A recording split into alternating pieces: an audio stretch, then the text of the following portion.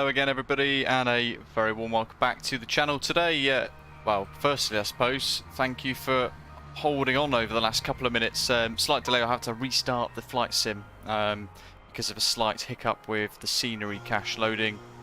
Both this, the iniBuilds new payware scenery, but also it loaded the freeware version which we used the other week. Bizarrely, there was a file still holding on somewhere, so I've had to restart the sim, otherwise it doesn't really show the aircraft, or the airport, sorry, in all its glory. But here we are, iniBuilds Detroit Metro Wayne County Airport in the north of the United States of America.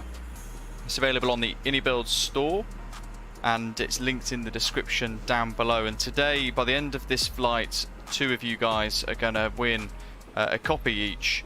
A much delayed giveaway which we've been trying to do over the last few weeks, just haven't had a chance to get round to it. But we're going to have a little look, basically explore the scenery, and then we're going to try and fly the Leonardo Maddog from here to the new Drzewiecki design Newark Airport. Lots of green in the chat. Hello to you guys as well. Mikhail, Matthew, here to help with the Maddog. Great stuff. David, good afternoon. Squiggly, Ian, g'day. Philip, good evening to you as well. And Automator, hi folks. How did the roof repairs go? So, in short, he can't do anything. So, yeah, we're just going to have to wait another few weeks and hope that it all dries itself out. My first question, I suppose, is who's already got this scenery and what are your thoughts of it so far? Stammate Combo, hello. Shuts, welcome guys. Let me just scroll up in the live chat, make sure I've not missed anyone else out. Zato, welcome, flying along today. Yeah, this road with the tunnel that goes underneath the airfield here, it clashed with the freeware scenery which we used the other week, and it actually had the had the highway going over the runway, which is obviously a big issue. Doc, hello buddy, welcome. Thanks for sorting out the route for today. We're flying Delta, folks. Delta 825 is our call sign. Ashley, welcome. Yeah, new Volanta 1.4 is out now, folks, as well. We've got it downloaded and we're using that as a stream overlay. Thank goodness. It's been a long time coming, hasn't it? We've been waiting for it for a little while now. But it looks great. Those of you with Volanta Premium, like myself, you can edit that overlay to your own custom colours and themes, basically, just to match your channel and things like that. Or just have a little play and create your own theme, which is nice. Overall, there's a massive amount of detail in this. A couple of aircraft that are all de-icing around the various parts of the apron, and the car park, I've got to say, is wonderfully detailed. Look at all those parked cars there, placed beautifully in the bays. That is a painstaking job in itself. Ashley, I hope you're okay. Welcome. Right, we'll start here, furthest part of the airport, next to the Christmas tree. Why not? It is Christmas after all. Is the phone app out? It is. There we are. We could punch in, but there's nothing here. It's one of those trick textures which kind of like move a 3D image around. It shows it tricks the eye and makes it look like an interior, which is very smart. But elements of the airport, here we are, have got a beautiful interior. That is fantastic. Look at that. We're going to have a little whirlwind tour of the airport because we are cold and dark in the Maddog at the moment, and there is a lot to do. I have no idea how to fly it. This will be my third ever flight. That's really smart. Oh, hello. Everybody's just appeared.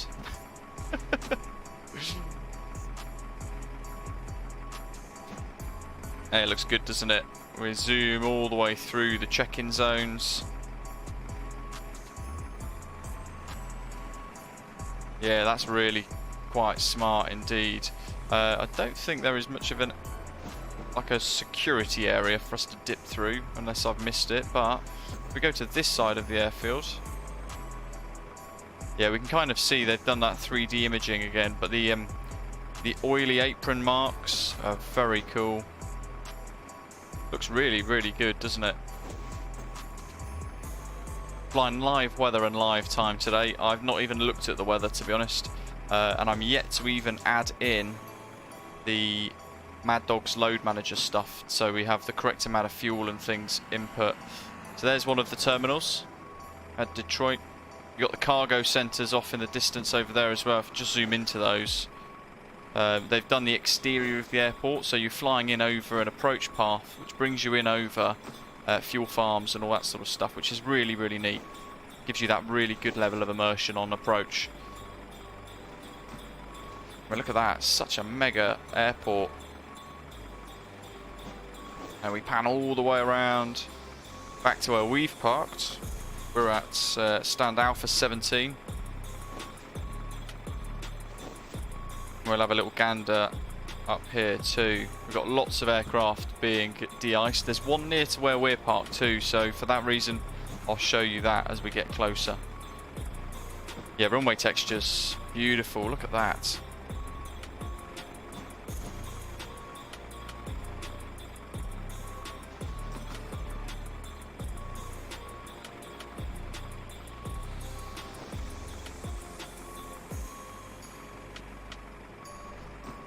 It's a huge airport, David, and you know what, actually, from what I've seen so far, performance is really good here. The sheer amount of detail involved. Very impressed with the performance it offers at the moment. Those of you with GSX as well, you've got to make sure that you get rid of those custom jetties that they add in as well. Look at the detail there, guys. That's fantastic. Huge Delta Hub automator. Indeed.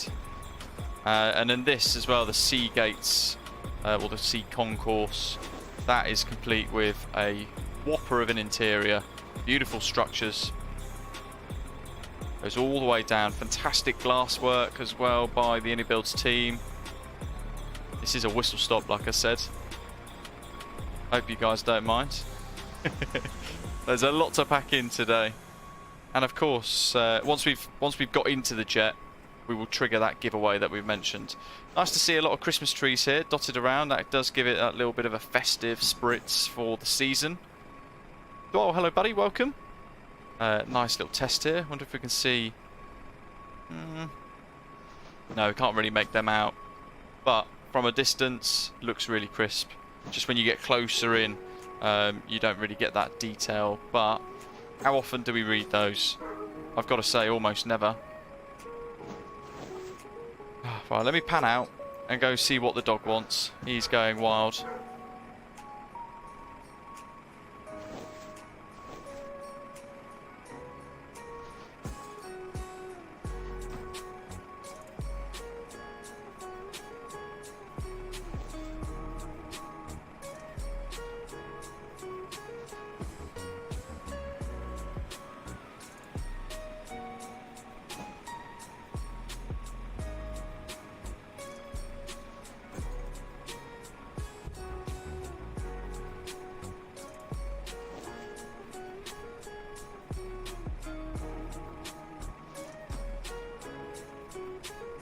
Okay, that didn't take long, thankfully.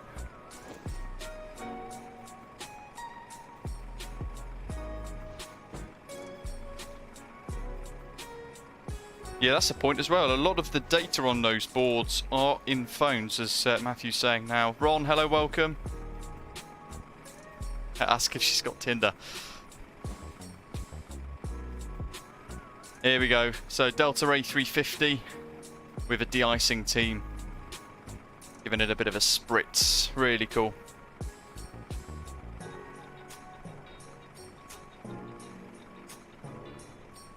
Shut says that I can appreciate all the work that goes into these huge airports, but generally prefer smaller, detailed ones set in picturesque locations. Yeah, I guess those more remote areas as well. You get that... Yeah, I've got to say, to be fair, I do agree in the sense that flying to smaller airports is really nice. You do get like a nice little feeling as you're flying into some of the trickier airports as well. Obviously the huge ones tend to have fairly, not easy approaches, but easier to execute approaches compared to the likes of, say, Innsbruck with a circling approach and that sort of thing. Beautiful AI models, great stand discoloration as well from that dirty oil too. And we'll buzz through this terminal. Look at this. This is fantastic. That big old whopper of a UPS jet that's just rocked up. Is that Bakazato and his MD-11? Oh my god, it's a UPS 747-8. United 1 Super, howdy. Look at this. It's really cracking, isn't it? Right. We're at our gate. And there's the Maddog. There she is in all her glory. And we've not actually been able to de-ice, board. But I do want to have a quick poke at these. It's nice they've added in the road networks. You've got those tunnelling features and things like that too. So it's nice to have that highway with all the cars blasting about. Overall, really quite smart. Some of the AI jets are a little bit random with the locations, perhaps. Is this still waiting for me to open the door? No, it just says boarding complete. Lovely. Let's change this. Yeah, we're off to the Drzewiecki Designs Newark, and it'll be interesting to know if those of you who have already got it, what you think of it, because I found it very performance heavy. Here we are, my first ever live stream with the MD-80. As a bit of a disclaimer, I'm not great at flying this. There is loads and loads and loads to learn, but I will try my best. Let's dive in. Jeff, no. Austin, I have not. And while we're getting this ready, let's prep for that giveaway as well. So there are 2 copies of this fantastic iniBuilds Detroit Metropolitan Wayne County Airport scenery for Microsoft Flight Simulator available to be won today. You've got to be a subscriber, of course. It's free to enter, and all the terms and conditions are in the description and a link. Show you a PDF there. By clicking the link, it will download that PDF, so all the terms and conditions can be found in there. And all you've got to do is, well, once you've subscribed, unless you already have, you've got to answer one question correctly. It will be the same question throughout the entirety of the live stream. You only have to enter once. Once you've entered, that will count for both draws. We'll do both draws right at the end as we arrive in Newark, which for me seems to be like Microsoft PowerPoint, but we'll see if it's any different today. Right, let's trigger that.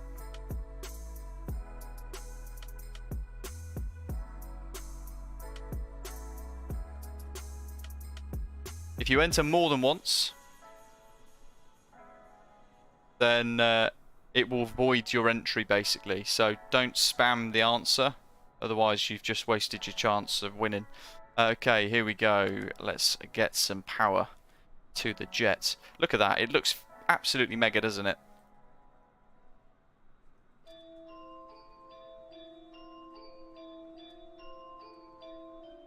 Right, up here. External power. Oops. There's battery there, which is a bit of a random place.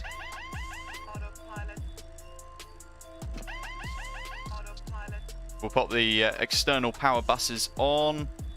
I'm going to put windshield icing on because earlier on while I was parked up there were lots of ice thingies. Basically tons of ice accruing over the windshield, so I want to prevent that happening. Yeah, massively, Jeff, it seems so far, but we'll fly in, we'll see what happens. Perhaps it's one of those first load types of things.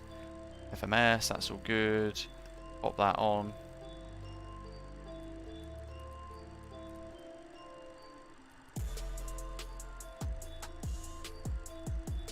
I'll whack that on as well, because I think that's a thing. The question, it will be loading in a second, Mikkel, but the question is, what does the letter I read in the phonetic alphabet?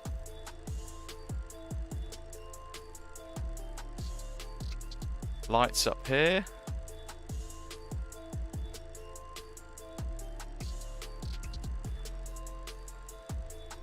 On the emergency lights. No smoking signs are on. That's on automatic. Okay, so 4025. Let's bring power to, oops, power to the EFB. Press and hold that and it'll power up. And there's a program which runs outside of the sim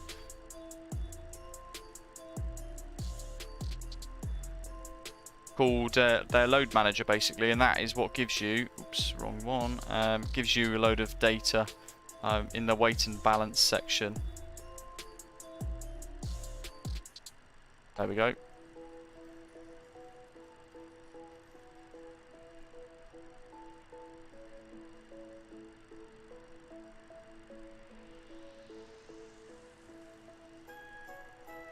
Takeoff weight, center of gravity.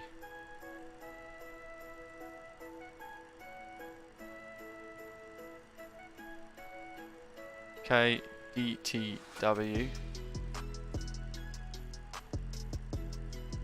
Oh right, that's quite cool. So you can change the ESSBE wallpaper depending on the livery. That's quite neat. Meta KDTW. So we've got altimeter 3033. Winds 280 at 8.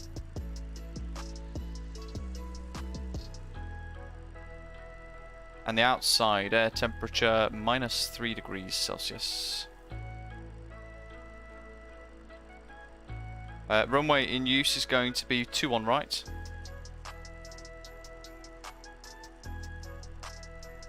Oops. I have to scroll all the way back through. 2 on right, there we go.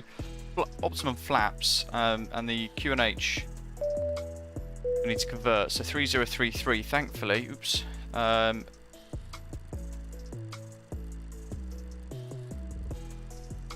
it's nice and easy because you can see there it's 1027. Train hard, fight easy. Anti-ice, I'm going to put on. Matthew says, yeah, the upper panel is the ground service panel, so runs cabin lights and other service items without powering the cockpit and other systems. Interesting. So should I turn it off then, bearing in mind that I'm running the cockpit systems, or is it running separately in addition to our systems being on here in the flight deck? See, I can't change the takeoff weight yet, so we'll come out of here. I do need to look at this.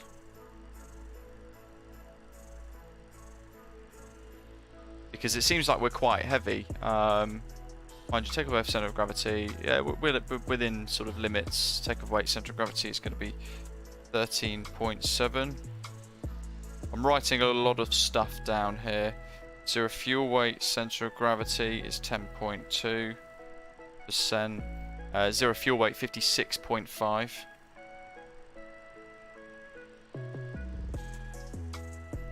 Takeoff weight, 64.2.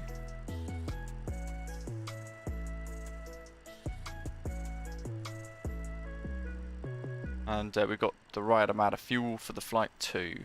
So takeoff weight 64.2.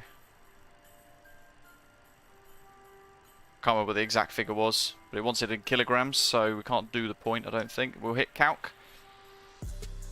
And it's telling us flap 9, cell temper 39, and there's our V speeds. We could change the flap to, so if we want to use flap 18, we can change that and make it recalculate. Takeoff not allowed. Planned max weight exceeds max allowable weight of 61.7 kilograms. That's weird. It allowed me to do it a second ago.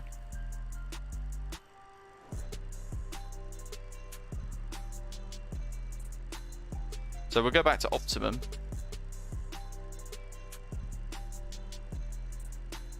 Strange.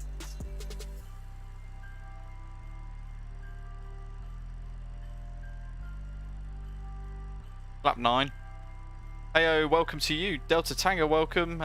Juliet Charlie Mike, howdy guys. Squiggly, hello as well. Recognising a couple of green coloured names there in the chat too. Welcome guys if you have just joined us. Right, Navograph. So, this is our route today. It's about an hour and 20 minutes flight time. Plus all of the mucking about at the start because I'm rubbish in this. Higher flap, worse single engine climb performance. Interesting. Dirty2, hello. There's our gates. We're going to push start onto Juliet 8. And runway 21 right is all the way up here. So we got a heck of a taxi ahead of us.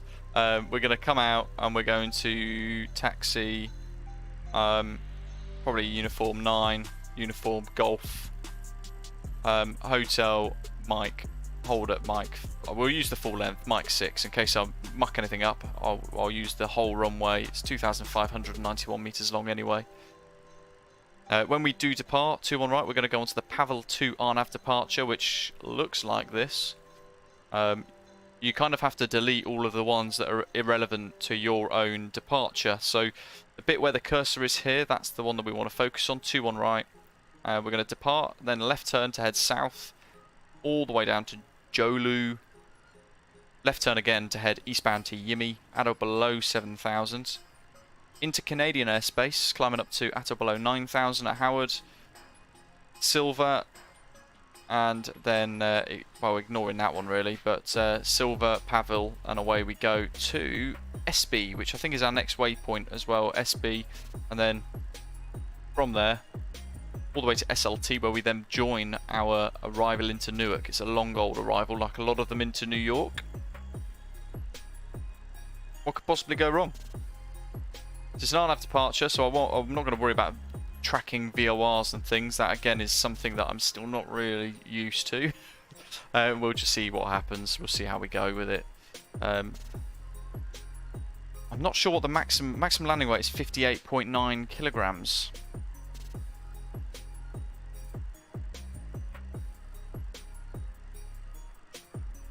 Okay, and the landing weight for this on our Simbury flight plan is 56.7. That's fine. What is our...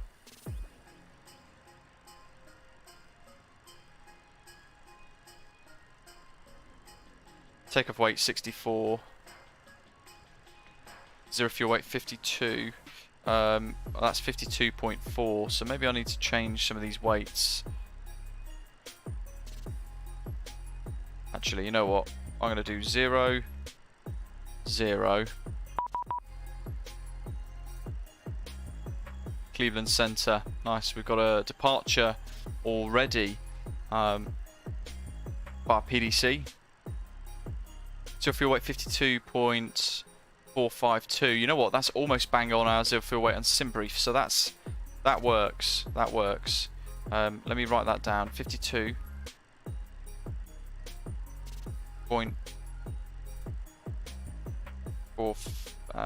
Takeoff weight is now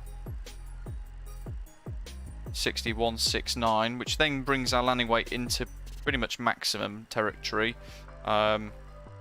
Zero fuel weight center of gravity is now 8.8 and 12.7 for the other bits.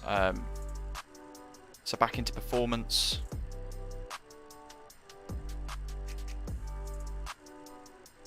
$61.69.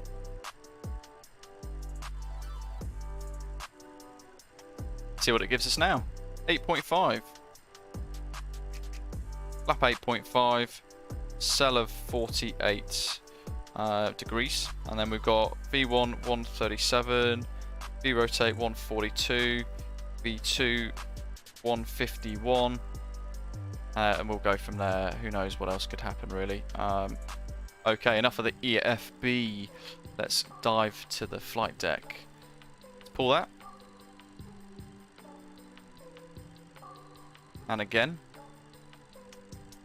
Random quirk. It does 45 degrees and then stops. 119 at 875. Thanks, Mikhail. I'm gonna change. Actually, what frequency? 128305. 1228 first, and then I'm going to 119 875.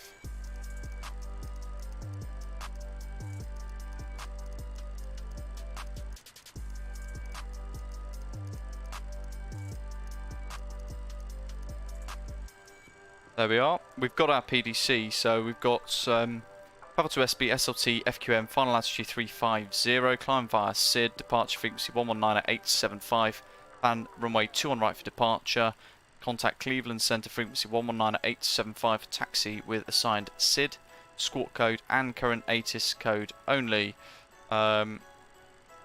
squawk 5753.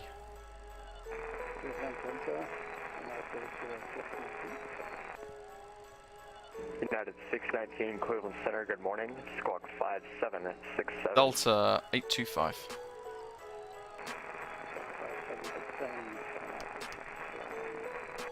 Right.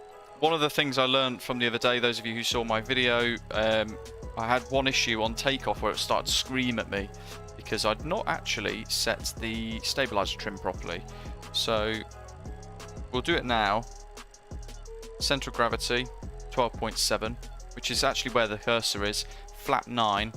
And what you have to do is bring this in line with that. Echo Charlie Victor Kilo Yankee Cleveland Center, squawk 5751. So this little trim lever is in line with the big green arrow, basically.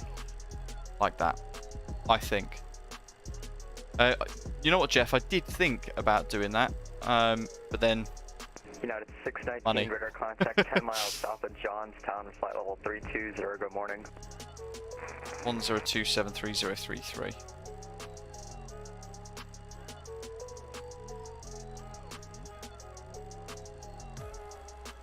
I know, Doc. We knew it was going to be a long one, always. GNS position. Swag that in there.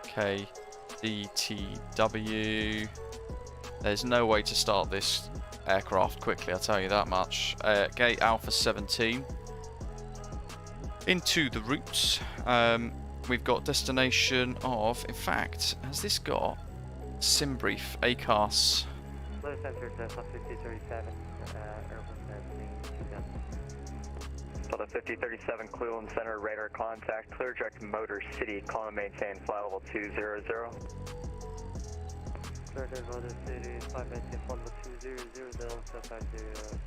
Init request. Echo Charlie Victor Kilo Yankee, radar contact over the Buffalo VOR 8000. The Buffalo altimeter is 3022.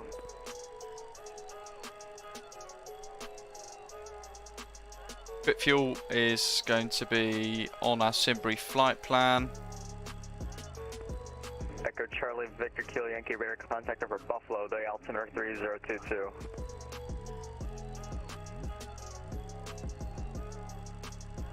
Okay, 3466. Taxi fuel. Cleveland Center ident. It reckons 363 kilograms. And a block fuel 8080.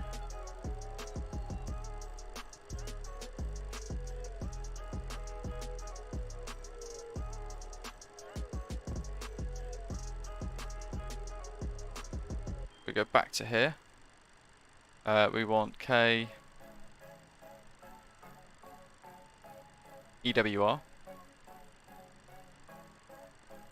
United 751 ident. Dial flap set, not yet.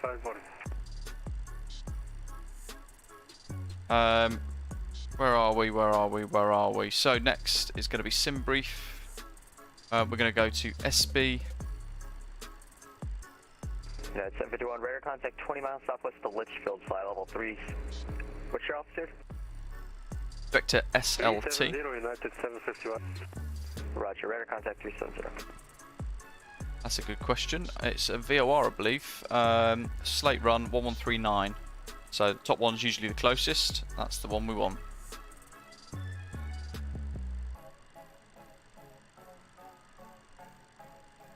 I think that is it. So we'll activate that.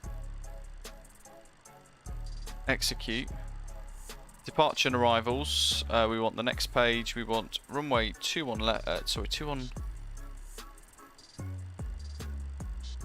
right.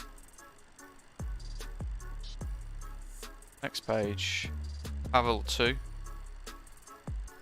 Via ESSBE. Execute.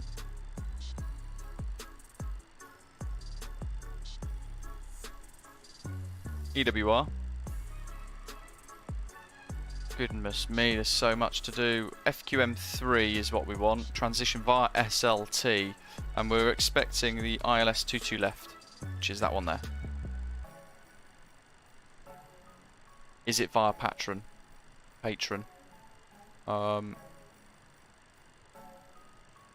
Sweet Broadway. We select an approach quickly here. ILS22 left.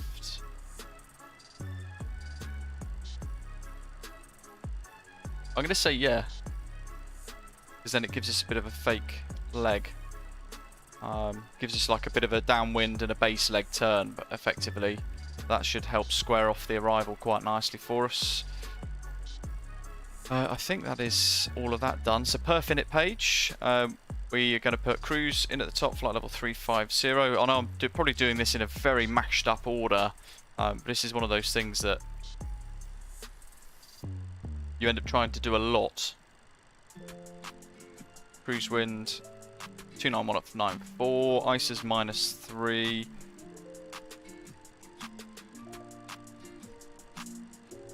Zero fuel weight, 56.5. Reserves 3.4. Wonder if we end up going into that today. Just from how long it takes to taxi. Or fuel/shed. I can't remember how to set that. I'm sure someone will point it out. We could go back to it.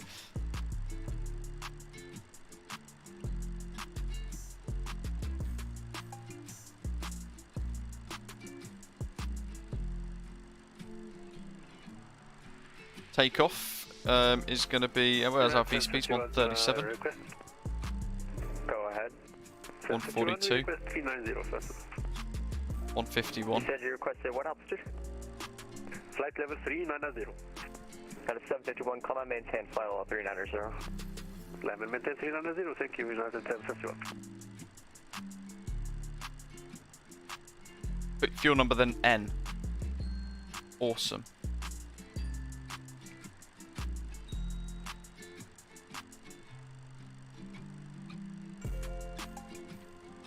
That should be 8.1. Is it going to be block fuel?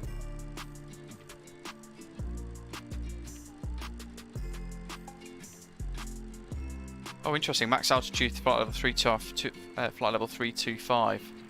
United 751, recycle transponder, squawk 57 at 64. We can down here. United 751. Go into this dialer flap mode. What's next? Does it have a VNAV? VNAV, there we go, lovely. So I could realistically set something wacky and it should be able to go all the way up. Following VNAV's profile, right? IAS V2 151. 6 Cleveland Center, good morning. Clear to the Newark Airport via the Pink Floyd 1 6-1. departure.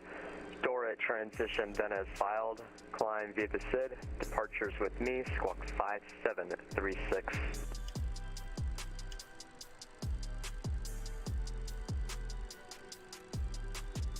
Runway heading at 216 initially. There's the speed, there's the heading.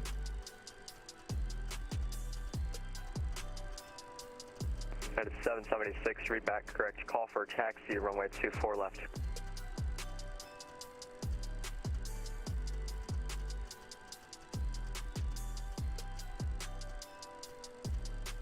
Okay, where's that big panel?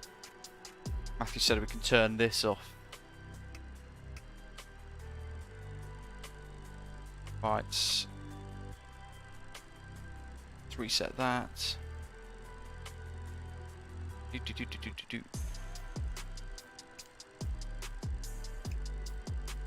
going to put all the pumps on. There's our starting panel. Galley is off.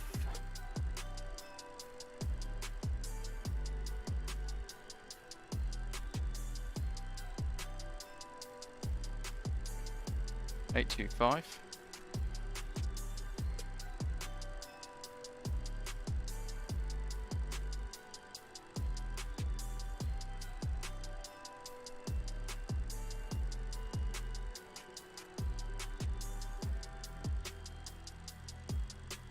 Ah, great to know. Thank you. So we won't hear very much, folks, of this. Cleveland Center, Delta 1015. 017. I see your Delta 1005, go ahead. Your ATIS clearance instructions call for taxi, not push, is that correct? Yes, call for taxi. Wilco, thank you, Delta 10105. You can't really hear very much in the flight deck because it's so long. Externally though, it's very nice. Zato says when starting the APU, make sure your starting pump is on. Yeah, I don't think I've switched mine on, have I?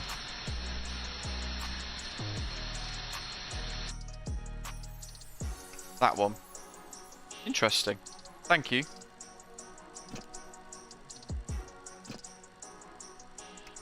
APU bleed.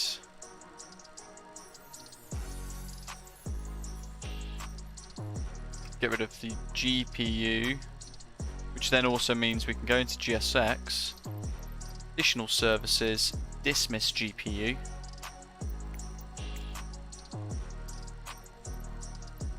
I think we're there, right? I think we're there. In this section, we can go takeoff flex. We get on this panel here, it's on the captain side as well. This temperature here, 35. We need to change to 48.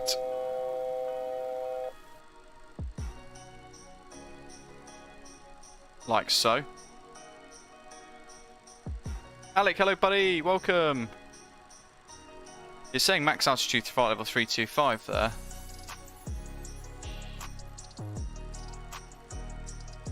We'll just have to see what happens. Takeoff page is done. Pre-flight complete there, shown on the takeoff page. That's good. We'll go to legs on the right-hand side of the FMC.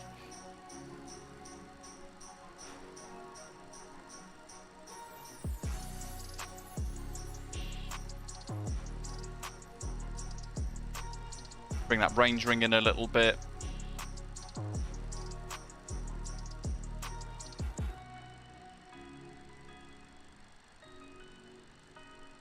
There's so much to do, isn't there? That's all off. Left and right CSD all pressure low. Peter store heat off. Left and right all pressure low. Part brakes on. Rudder control set manual. Flight recorder is off. Left and right hydraulic pressure is low. Door is illuminated. External power access door is open. So we go into, nope, this one, aircraft services, ground, GPU, give it a click. I think that probably should have done it.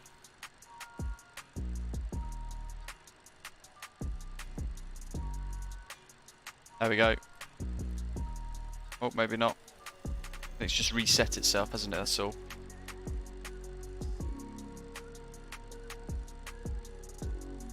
Sato says, is power back possible?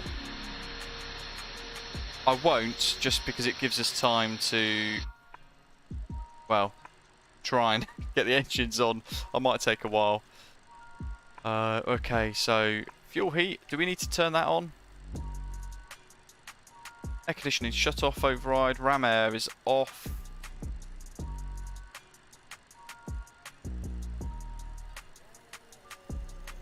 Fuel dampers on.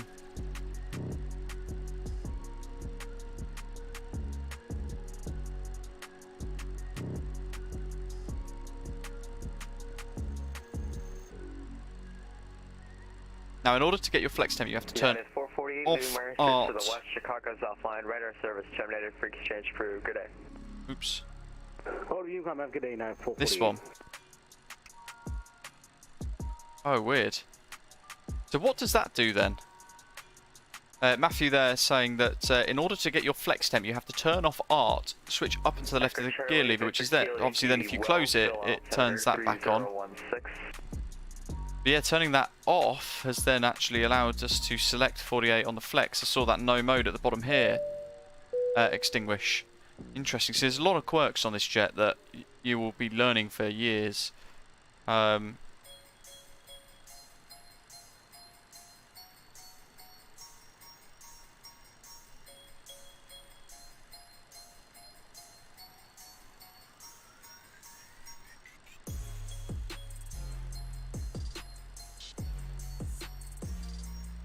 could add a forecast in here as well for our descent. Bear with me, I'm going to add that in as well. I'll do flight level 200.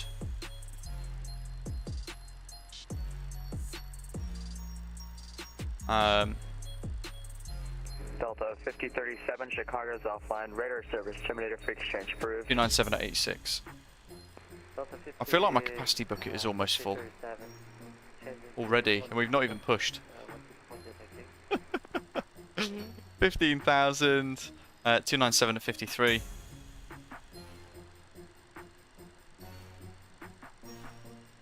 And 10,000, but winds.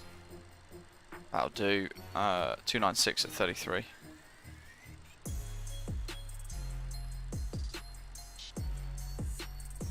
I can't think of anything else to put into this jet now, which means I think we are ready. So we've got wing landing lights here. We could pop them out of the belly. Oh, sorry, not the belly, the wings, because they're actually on the wings. Good lights, they're off. Anti-collision light can go on.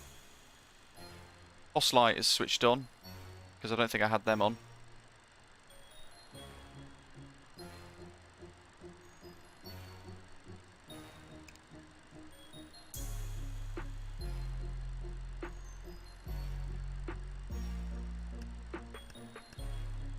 Lovely. APU's working nicely.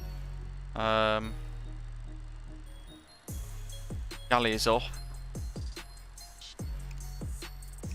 We have to do that, don't we? I think I remember reading that as well.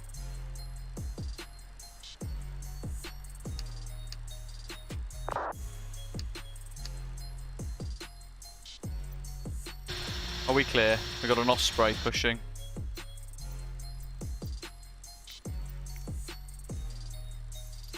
Prepare for pushback and departure. It's automatic reverse thrust. The idea is if you lose an engine, due to icing conditions, the other will automatically get a higher thrust limit. This doesn't work with flex power. Interesting. Automatic reverse thrust. Epic. Which I guess then is also the system which is used when the aircraft retards the throttle for you.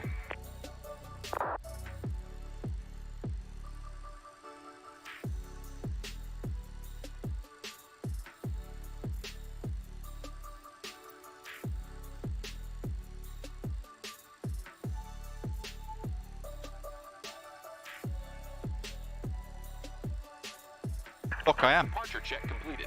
Bypass bin inserted.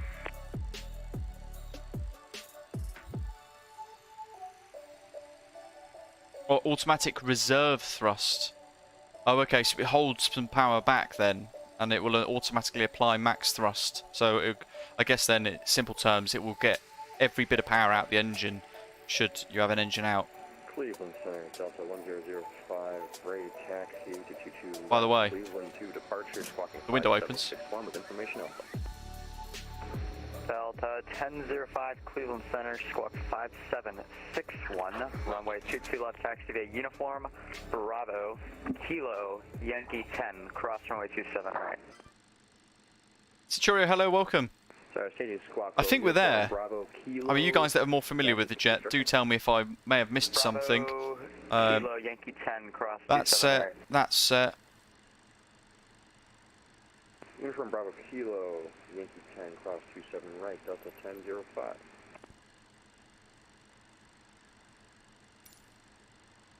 Doc, yeah, but the controller has said we can all push. Commencing push. We just need to report ready for Icing taxi. conditions, please stand by for engine start until push completed and brakes set.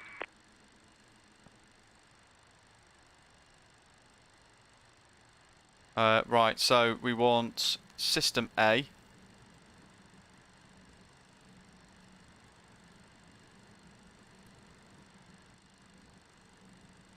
Oh, good grief. System A is engaged. Start pump is on.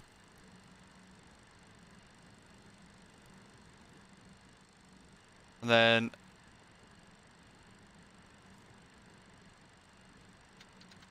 fuel on, I think it begins to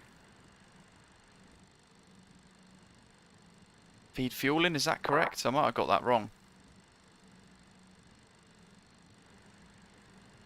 external power access door. I can't close it.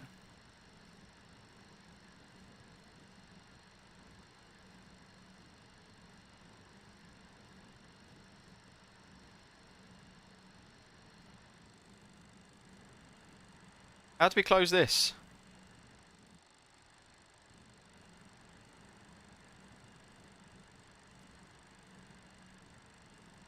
Oh god, going wrong already.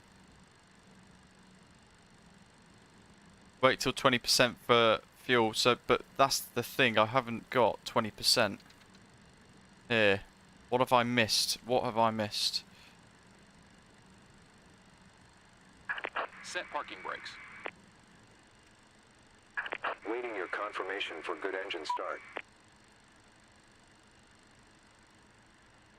Service panel is being used by the headset pushing you back.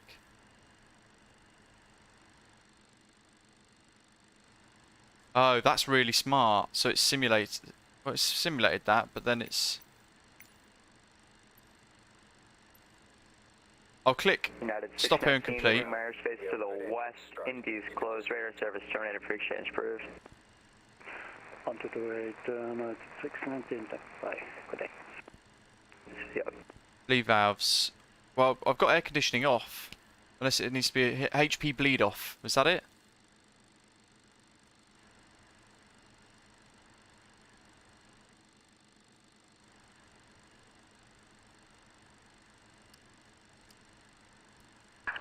Unlocking gear. This is such a complex aircraft. Pumps are on. APU bus is on. No MPS gaming, we've got it running all the way to the end. Tow truck Maximum air disconnected. conditioning. Bypass pin removed. Left is clear. Right is clear. Weird. And open the pneumatic valves on the centre pedestal on either of the road. Oh, hold on. Yes. Either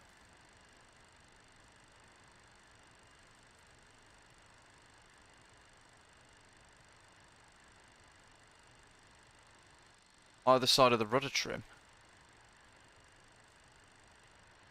Of course.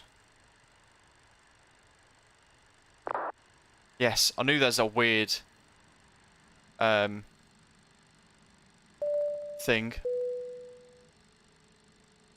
Great shout, guys. This is why I needed the assistance with you.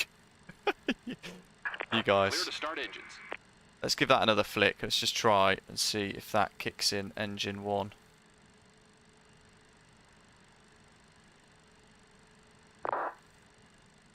Now, yeah. He's gone out the way.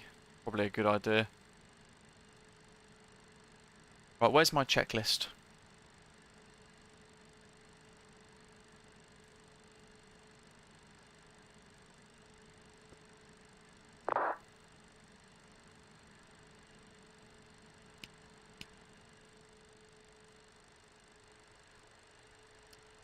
Give it a little refresh.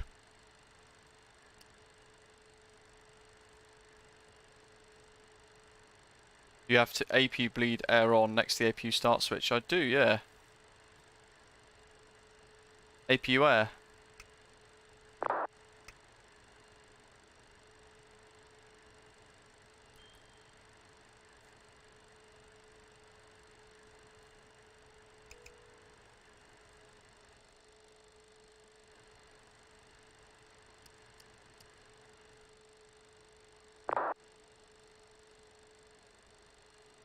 This is, I mean, it took me ages to get this started earlier.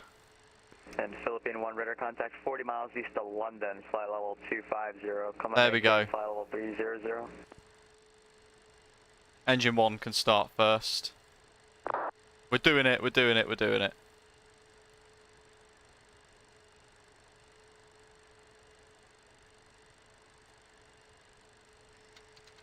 Add fuel. We can't hear very much, can we? So let's go outside.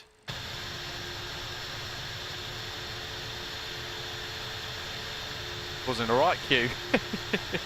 Andrew, hello buddy. Yes, will be at some point. it's all good. 737NG driver's part of the beta team, isn't he? So, fair enough. It will come when it comes. Really looking forward to the 737-900.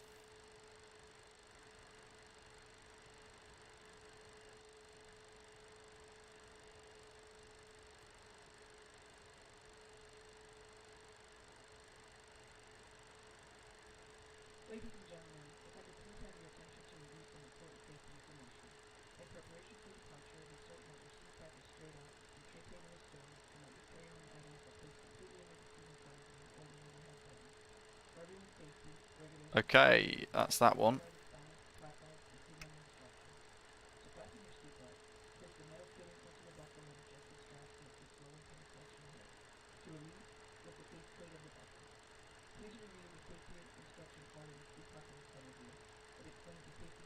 Delta 1005, the wind 230 at 16, RNAV to boost, runway 22 left, clear for takeoff.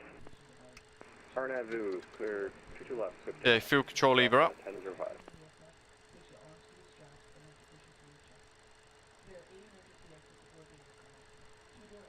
We've got fuel in. There we go, that one's firing up as well. Again, can't hear much. If we go outside.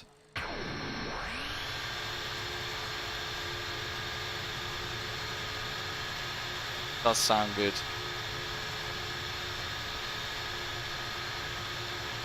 Looks great as well. Such an old school jet.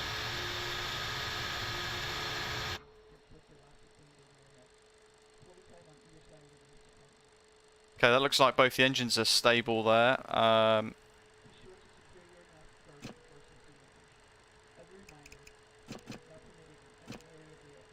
Wowzers. Making a right hash of that. Okay, so that's all good. Engines 1 and 2 are good. APU gen is off. Let's get the APU bus off. And we can turn APU off.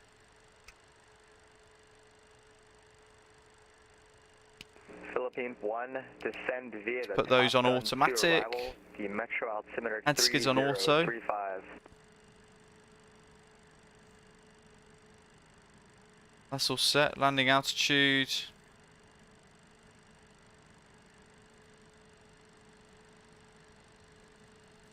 $645. And Cleveland Center, good morning. UPS 236 There we are. requesting taxi, Payo to Sid, squawking 5703. UPS Emerging lights are on, pipe brakes are on. Let's go runway to 21 right, heats. taxi via Pitot Juliet, heats. Papa. Rudder travel is Cross runway unrestricted 27 on right, the Papa. overhead panel up here. Juliet, Papa, cross 27 right to Papa, UPS 236. Cleveland Center, Transit 204 with you at flight level 230, on our way to Miami International. Transit 204, Cleveland Center, squawk No APU, 5737. close the start valves, close the pneumatic crossfeed levers. So that's down here. Who else was calling? And order brake to take off. Flaps. Delta 1005, Cleveland Center, radar Where's my contact. flap indication? Radar, yeah, altitude as reported. Clear Flaps are set 11 at the moment, and takeoff actually 9. So they're there. That's their position. That's with dialer flap.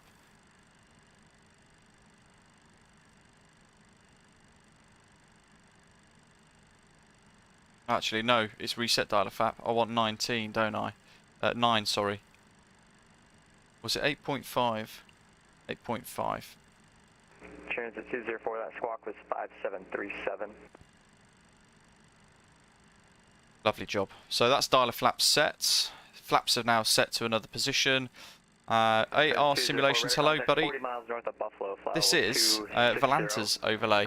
So after start, engine ignition select off, pitot and static heaters on to captain, airfoil and engine, anti-ice switches as required, air conditioning supply switch auto, door cue light checked and off. That's that one there. It is off and all doors closed on the indication if you press it. Hydraulic systems checked and set. I think that was the pneumatic pressure panel. After start checklist complete. My flight plan thing isn't working that well, so I had to use APU air switch off. Trip and Okay, art so after off, Airco, where are you V-bugs are going? set, flight instruments, FGS, flight controls tested. Go fully right, fully left, all the way where Mark, nice one, and fully forwards. We could set some of these. Oops. Okay, 204, radar contact lost.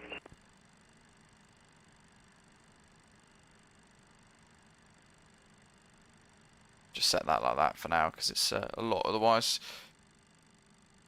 And I'll grab my pen and my taxi charts. Let's see. Information alpha.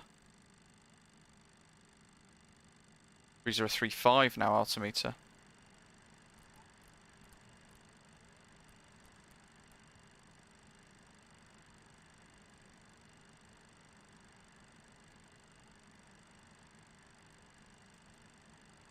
Information alpha.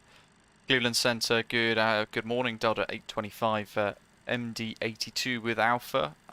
Squawking 5753 request taxi. Delta 825, Cleveland Center, runway 21 right, taxi via Juliet Papa, cross runway 27 right. Taxi runway 21 right, via Juliet Papa, cross 27 right, Delta 825.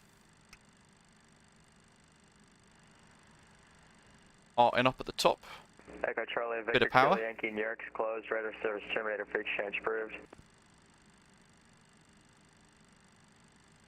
So look how quiet it is in the front. Can't hear anything. Outside though, and we've got those funky landing lights on the tips of the wings here, which you can see. Metro 5720, Cleveland Center, standby. Go on, Epic, good morning.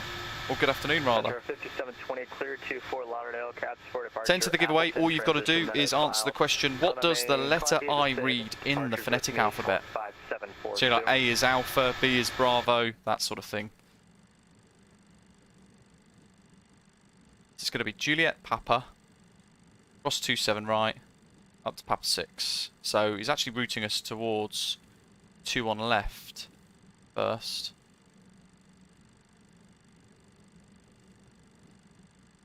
Metro 5720, read back correct. Call for taxi 24 left.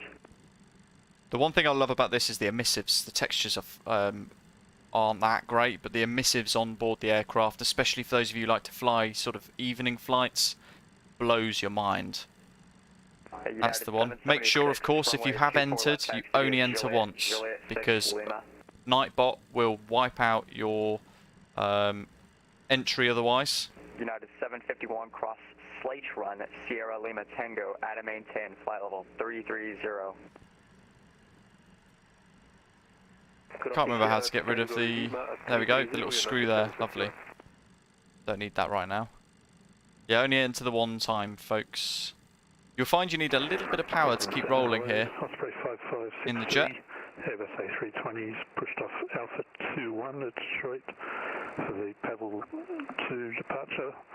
Squawking 5701, request taxi. Osprey 5563, Cleveland Center, runway 21 right, taxi via Juliet Papa, cross runway 27 right.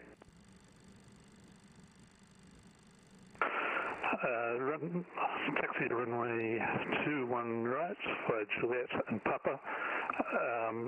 Unfortunately, unable to taxi and Papa pass. Papa Look at that. due to the default. Really impressive bit of modelling there. Scenery. Are we able to get it alternate from there? If you just want to take Juliet Whiskey Papa to 21 right, that works too. And then we've got some custom views for today as well. There are some included in the jet, to be fair, but I haven't actually got them. I don't tend to use them that much. I've got my own ones set. And UPS 236, we got a scenery discrepancy. We don't have a Papa ahead of us. Possible for us to take Papa 3, Whiskey, Papa 4 to Papa? Yes, that works, UPS 236. 8 for 236 heavy.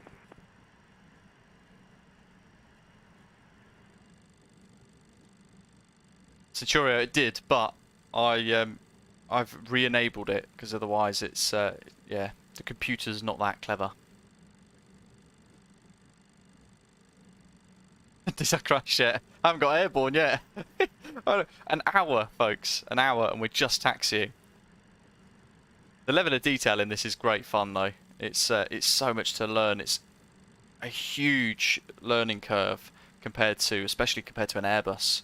It's kind of like a BA146 smashed into a 737-200, smashed into trying to think of something else complex. CRJ. Cleveland 2 departure, squawk 4716, ready to taxi runway 22 right, alright, 22 left. Delta 475, Cleveland Center, squawk mode Charlie, runway 22 left taxi via Bravo, Kilo, Yankee 10, cross runway 27 right. Bravo, Kilo, Yankee 10, cross runway 27 right. I'm going to put TARA down here on now, because otherwise I will forget. I'm going to turn them panel lights on, because they look super good. Matthew says, alright, so you can go ahead and press the toga button on the back side of the thrust levers. Then when you want takeoff power, you just arm the thrust levers. When airborne, select nav and then at thrust. Turning left on Papa. Past the A350 being de-iced over here, I think.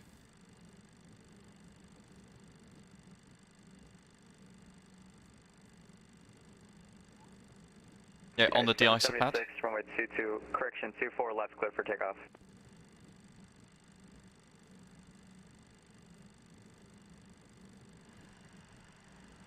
The toga buttons on the back side of the thrust levers are these, right? 1 and 2. Flight director's now changed. You see there it's commanding pitch up. Then when you want takeoff power, you just arm the thrust levers once airborne. So that would be arming the auto throttle, right? Delta 475, is it okay if we go to Kilo, because we have a senior... Well, Delta 475, that's fine. I would definitely poo myself if it went to full toga. Oliver, this is part of the scenery the A350 is. Oh, you know what I forgot as well? This time, in just a few moments, oh my God, we'll be that's showing loud. you the safety video. Cleveland Center, today, Southwest 2472 is departing via the Pavel 2 departure, squawk code 5747 with information now from board. Delta today. My name is Southwest 2472, Cleveland Center, 21 right, taxi via Juliet Papa, cross runway 27 right. We do welcome taxi via Juliet and Papa, cross runway 27 right for Southwest 2472. At Delta, we think our world feels smaller when you get out in it. Oh, thanks, buddy. No more Fly Live Studio. Hurrah! Work each day to take you to the people, places, Our last glimpse of the new iniBuilds Detroit airport. Hopefully the volume of the safety demonstration is not too loud for you guys. Usually it's just right for aircraft with engine noise, but this is silent up the front because we're so far ahead of the engines. Radar contact, altitude indicates 1,900, climb and maintain flight level 370, clear direct to Pink Floyd. Ergy says toga, which is what we've enabled already. We've activated those, we'll arm them. Thrust 1.5 EPR, then engage auto throttle and boom it goes. Whoever you are, wherever you're going, we are proud to fly you there. Because the first step towards connection is departure.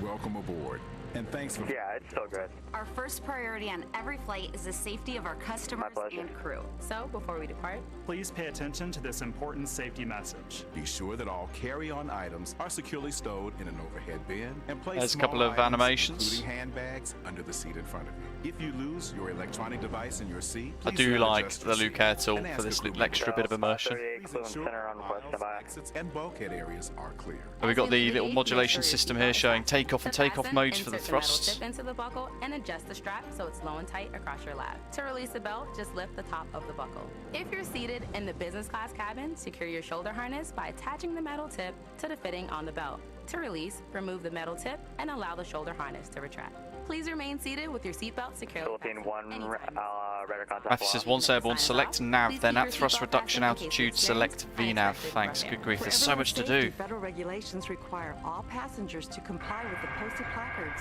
and lighted information signs located throughout the cabin, in addition to any crew member's instructions. Smoking, including the use of e-cigarettes, is not allowed on any Delta flight, and federal law prohibits tampering with, disabling, or... Road catering truck doing a runway crossing. There are 8 exits on this... Normally that would be given by New York, but New York's not here, so When I give you the handoff to Unicom, just do what you want. Used as a raft. All exits are clearly marked with an exit sign. However, if there's a loss of power and cabin visibility is reduced, You absolutely should, Centurio. Please note, exit signs on this aircraft with Alpha, hold circle, speed number, ready for taxi. Gotta do that switch over there to get the strobes on, because the switch is so chuffing far away from the captain. Of an evacuation, leave all carry-on items behind. It's unlikely. left, Kilo Bravo, Kilo Yankee, cross runway 27 right, Delta 971. Oxygen masks. If this happens, reach up and pull the mask. Ah, yes, Matthew, thank you. Heavy is ready for departure, holding short, 21 left. Mouth. Slip the elastic strap. BPS 236 Heavy, RNAV to Jolu, runway 21 right, clear for takeoff. Note that oxygen is flowing. RNAV to Jolu, clear for takeoff, 236 Heavy. Be sure to adjust your own mask before helping others. A water evacuation. It's almost like the Amsterdam just in case, life vests are Hold Barn taxiway, isn't it? 30 minutes later, you arrive at the threshold. Right, so down here we have turned the little auto brake lever to take off, but bear with me, just going to move the view and get rid of Toby eye tracker for a second so I can actually show you guys how this works a little bit more. There's a switch there you have to then arm, which is really easy to forget. As you leave the plane, Oh, Matthew, absolutely, that'd be great. down on the red tab at the bottom of the vest, or manually There's so much for pilots to do in this. It's weirdly enough, it just seems like a very pilot-unfriendly aircraft. But as Matthew has said, it's full of quirks, which then make it quite fun. If you're seated in the business class cabin, ensure your suite door is open. Please note there is a placard on the door visible when open explaining how to use the suite door. It looks in mega. case of an emergency. If you're seated in the main cabin, ensure your aisle armrests are lowered, and in the Delta Premium Select cabin, ensure your aisle armrests are raised. As we come through the cabin for our final safety check, Center, Delta 475, ready to go, runway 22 left. now would be a good time. 475, RNAV to 2. Speed brakes, I've armed that with a click spot. There we are, armed. Which I guess actually in a way is worth just seeing because the animation's quite nice, look. Now, as we get ready for takeoff, please Very nice. sit back, settle in, and have a wonderful Delta flight. 1005, contact Indy 119.55. 119.55, Delta 1015, thank you. My pleasure. Did you find the mirror on the top of the pedestal? I haven't yet, no, actually. Remind me when we get to cruise. And then we're back to silence. Crazy, isn't it?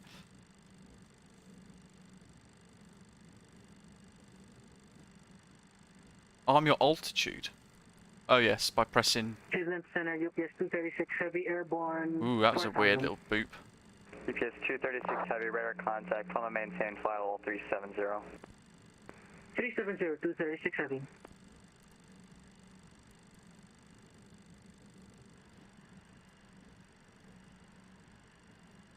Delta 825, runway 21 right, line up and wait. Line up and wait, runway 21 right, Delta 825.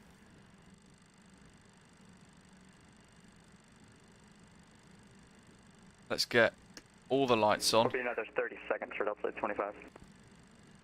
Roger, Delta 825.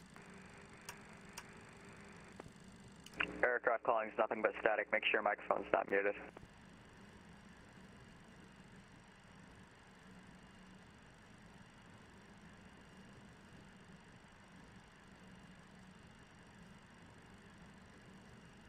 Matthew, thank you. So much to this jet. Hergy says... 25, RNAV to Jolu, runway 21 right, clear for takeoff. RNAV to Jolu, runway 21 right, clear for takeoff, Delta 825. Osprey 5563, runway 21 right, line up and wait. 21 right, line up and wait, Osprey 5563. Delta 475, radar contact, altitude indicates 3000, call and maintain, fly level 380. Maintain, fly level 380, Auto throttle, active, there we go, there go the engines, here we go. And again, we can't hear very much, it's so quiet. Clamp 48, that's our flex, speed's alive.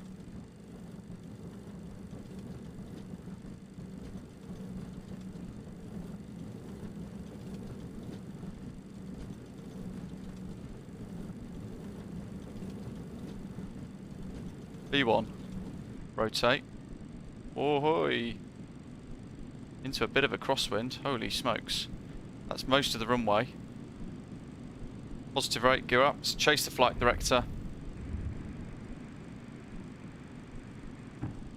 Static, make sure microphone's not muted.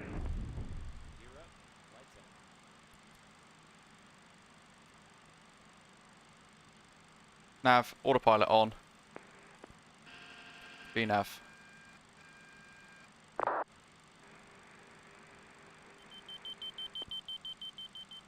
Static. Delta 825's airborne passing 2000.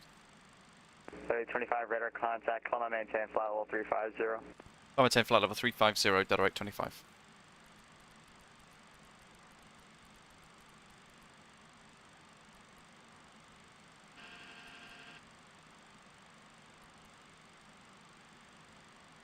Delta 971, RNF to booze, runway 22 left, clear for takeoff. RNF to booze, Legend. left, clear takeoff, Delta 971. Oh, hold on. That's my speed. I don't want to change that. That's the heading bug. So one of the things you'll notice is you can't really see the nav display that much. And I think we can now get rid of the flaps, can't we? There go the flaps. Master caution. Centre fuel pressure low.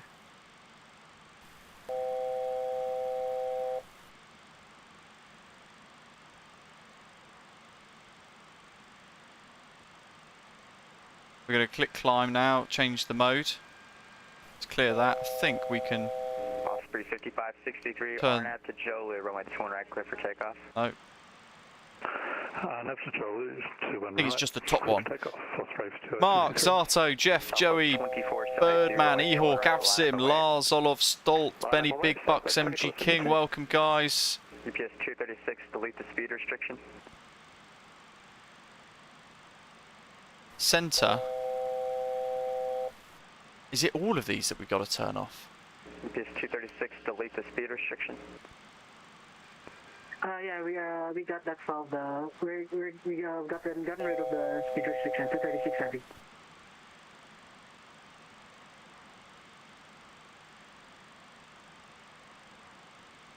Pop that back up onto auto. That can come off now. That's 475, delete the speed restriction. automatically. Deleting the speed restriction, Delta 475.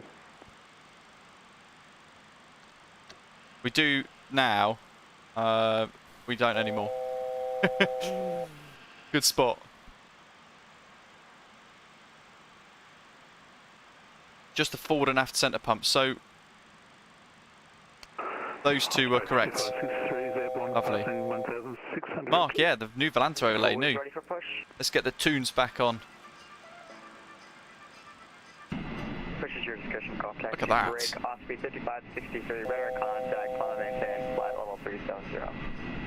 Dirty black smoke coming out the back. Greta Thunberg will go away, Microsoft Flight Simulator. Greta Thunberg, no doubt, will be getting in a little kayak to come and knock on my house. 3000, climb maintain, flight level 360.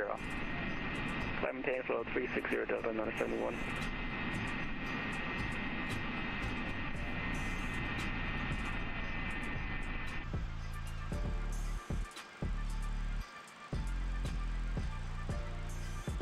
Where we're going through 7 at the moment, aren't we? That's because Yimmy is at or below 7,000. But he's told us we can climb and maintain flight level 350. So we're going to go to vertical speed mode. And we're going to go to 2,000 foot per minute in the climb. See how we go.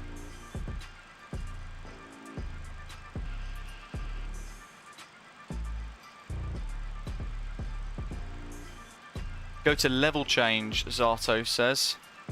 Where's level change?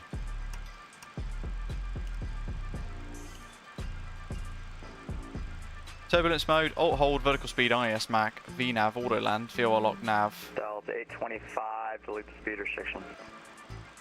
We're going to delete speed restriction of Delta 825.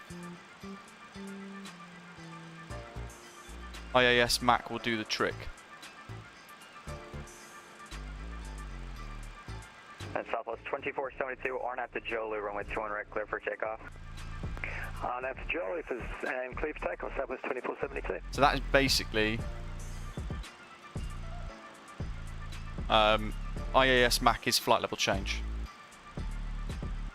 Merry Christmas, Tony. We're going through 10. Let's just get them retracted. So we get the nose lights off. Can't really see them all that well, but on the tips of the wings there. In fact, let's pop back out again. Here they come out. These are the landing lights that are on the tips of the wings, which I find remarkable. Fergie says you need to also engage speed EPR. God, look at the smoke coming out the back of that.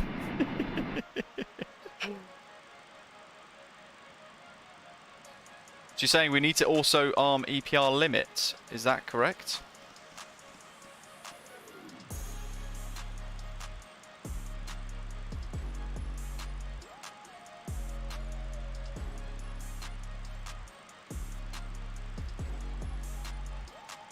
Southwest 2472, airborne passing 2300. Southwest 2472, radar contact, climb and maintain flight level 330. Climb and maintain flight level 330 for Southwest 2472. Delta 971, delete the speed restriction. Delete speed restriction, Delta 971.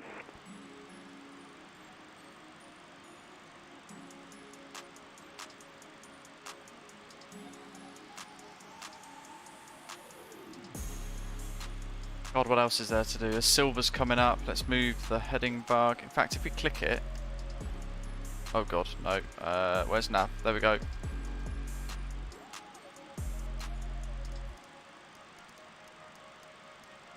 Don't click it. Just scroll it. Oh, every stream something goes wrong. We can hide this if we want to as well, so we can actually see the screens better.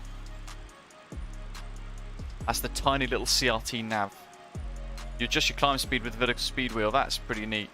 Thank you for pointing that out. So this one is irrelevant in this instance because we're in IAS Mac mode. So actually, I guess it's quite logical, isn't it? So this little box here is for your altitude hold, and you pull the knob to arm it. But then you can go to IAS Mac VNAV or vertical speed mode controlled by this wheel using these three buttons. I suppose that's probably the best way to think of it, isn't it? Heading mode, press to activate, and then you've got nav, VOR lock, ILS auto land, and then you've got the speed selections.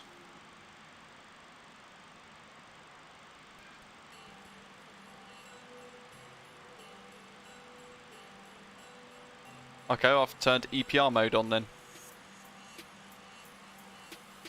14,000. We should probably check our cabin pressure.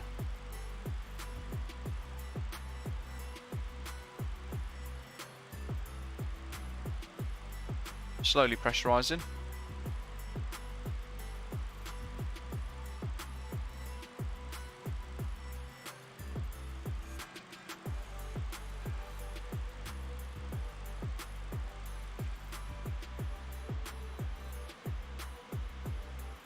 The only thing with the sounds, as you've moved further back, you kind of expect the engines to become a lot more audible, but they don't, unfortunately.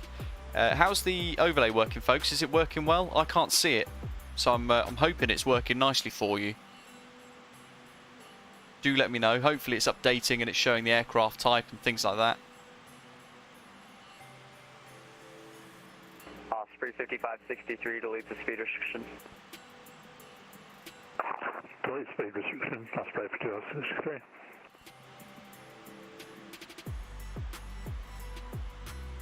Filthy wings, look at that. Thank you to our controller, by the way, if you're watching. Really appreciate the ATC. Thanks for bearing with me as well, because I'm trying to learn the aircraft as we go, which I know is not advisable on VATSIM. but I figured we just about get away with it doing this particular route.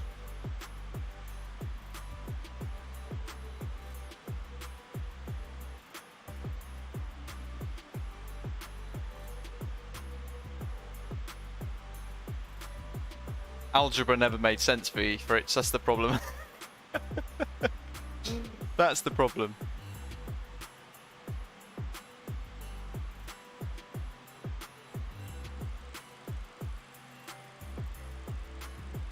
Go back to VNav now. Probably good. Let's click it.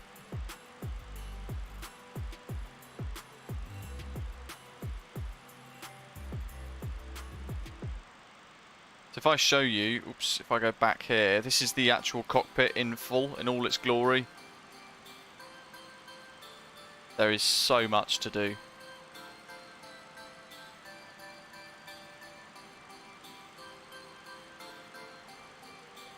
But my goodness, is it good fun.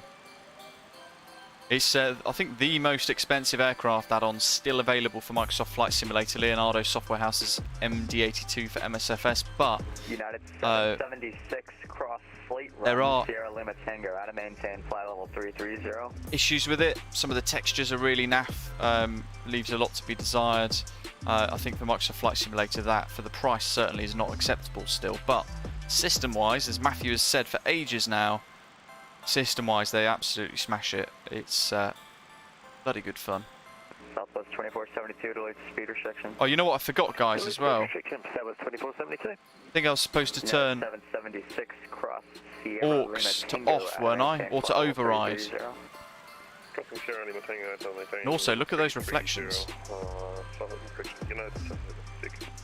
Delta 475, contact Indy Center 119.55. Menu. Take care. Forward Indy Center 119.55. You have a good day, Delta 475. You swap. Sweet, vectors to patron. Jolly good. Right, we can also do ourselves a favour with pre-tuning the ILS and getting ready for that as well. Matthew says the only thing I miss with this plane is the older version of it, where it's much less forgiving. You could cook your engines to the point of failure if you forgot the hydraulics.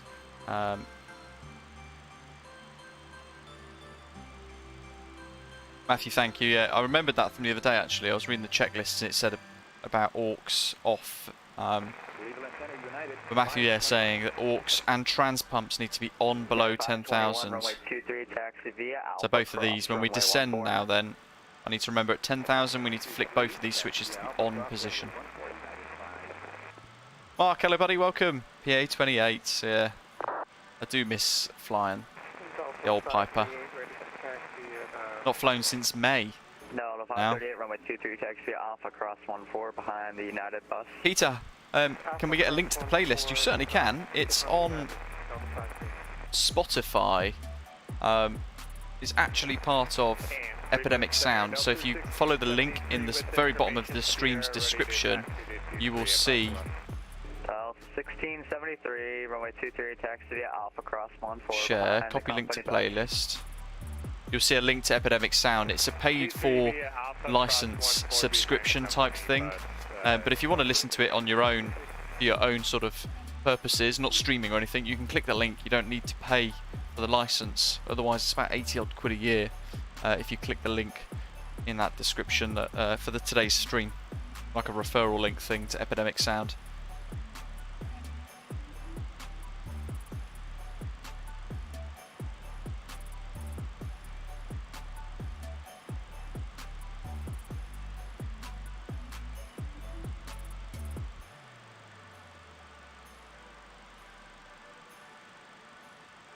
Oh yes, standard pressure.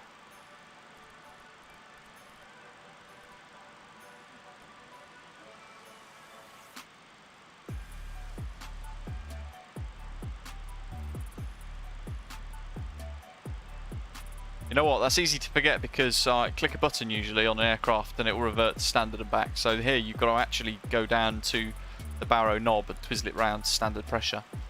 Matthew F flew the MD-82 and X-Plane 12 once, promptly died of hypoxia. It's not nearly as detailed as the Maddog, so props for getting this thing in the air.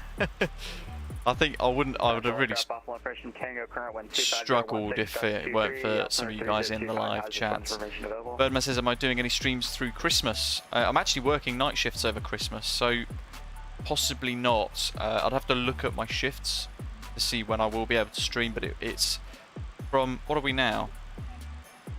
19th. So from Thursday, I'm going to be working all the way through Christmas to the 26th. So it may well be we'll do a stream post Christmas Day. So this next 3 days. Delta 971, contact Indy Center 119.55. Have a good one. Oh, Philip, hello. Regarding the overlay, you said you could choose the colours. Yes, custom colour selection. So if so, entirely up to you, but maybe swap the grey and the white colours. The labels have good contrast, but not the info. Ooh. Yeah, let's have a little look. See if I can do that on the fly. It's a new feature, of course. Data.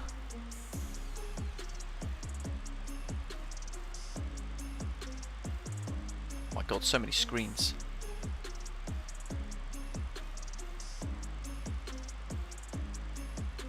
The actual information, yeah, sort of contrasting with the blue, isn't it? Sorry.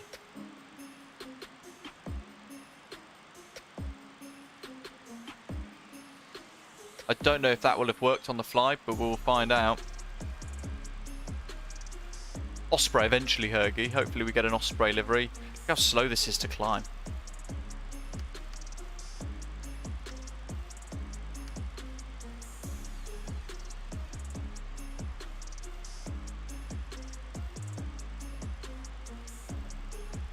There we go, there's a little side panel view. Oh, there you go, it has changed. How's that, Philip? No aircraft type either on this overlay, interesting. Mind you, that was the one that broke a lot, wasn't it? If a developer hadn't quite done it properly. Cleveland Center, United 521 is holding short of runway 23 at Alpha. At 521, the Buffalo wind is 26016 gust 23, fly runway heading, runway 23 clear for takeoff. Fly runway heading, runway 23 clear for takeoff, United 520. Few thousand feet left to go. Delta 538, runway 23, line up and wait. It'll be about a minute and a half for inshell separation.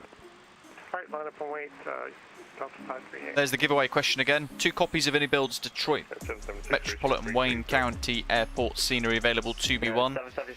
All you've got to do is subscribe if you've not done so already, and then answer the following question once, only one time, to make sure that you don't have it deleted by the spam filter. What will be your Mach number in cruise? What does the letter I read in the phonetic alphabet? I think that was for us. Delta 825. Just checking for you, Delta 825. Alright, let me know. It's suggesting Mach decimal 74 for Delta 825. Delta 825, are you able 0.78? I'll give it a go, Delta 825.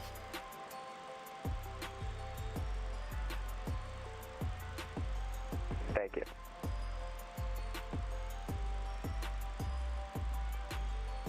There we are. Well, it hasn't shouted at me by changing it, so should be good. Real-time tech, we've done a few, yeah. Andy says, would love to see a call sign and maybe aircraft type added, but it looks good. I think they have said they would like to tweak the features in the future. Maybe it's something we could feed back to them as well. It looks quite clean, looks quite smart. For me, reliability is the biggest thing. FlyLife Studio, whilst it had a lot of information on it, leaving 3000, clear jet Deneo, climb and maintain flight level 340. Clear direct Deneo, climb and maintain flight level 340. whilst it had quite a few sort of features on it and different subtopics and things like that, which is really good. Aircraft type being one of them, and call sign being another. FlyLife Studio broke all the time, every stream at least once or twice, which is god annoying. Okay then. Right, what were we doing? Let's get Navigraph up. So this is Cleveland. We're going to be flying the Williamsport, Good morning, sir. Williamsport 3 arrival, via Slate Run, SLT 1139, into Williamsport FQM, and then the FQM 3 arrival into Newark on the ILS 22 left. Unless the weather's changed, going to KEWR. Gonna fire it in and have a look. Winds 280 at 13, gusting 18. Brilliant. Heading runway 23, clear for takeoff. Runway heading clear for Real-time takeoff, tech. Yeah, twice. Delta 53. Sadly. Delta 1673, runway 23, line up by weight. I can see on the charts here, Raki expect clearance to cross at 13,000, so we're going to make sure that's in there. The PMDG 777 for me, William, is the one I'm most excited to for coming to Microsoft Flight Simulator in the near future. But I'm also looking forward to a 757-200. So we're 246 Mike Charlie, radar contact 20 miles. Sweet as 7. So we're going to check these. And then we're going to have a look at the ILS frequency. So we've got a pre-tune 1087 and 219 for the course.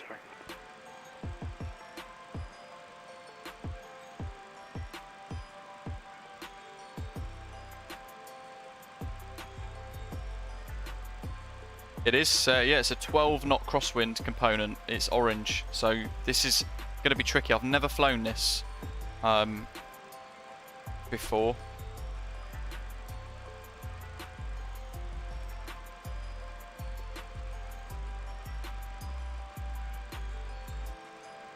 Certainly in a crosswind, it's gonna gusty crosswind. It's gonna be interesting trying to fly the jet. We'll see what happens. What's the worst that could happen, eh? That's all good. That's all looking fine. We're now in cruise. Let's change the mode to cruise.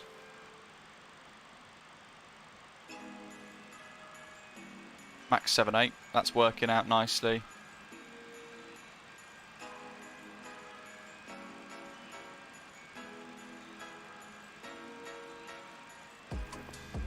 Delta 538, radar contact altitude indicates 2,800.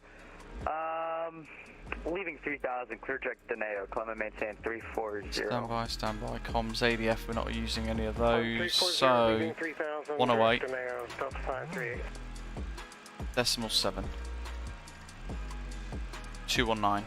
Here's a question for you, Matthew. Is it like the Airbus, is it like the 737 where you need to then tune 108.7 in the first officer's side as well to make sure they match?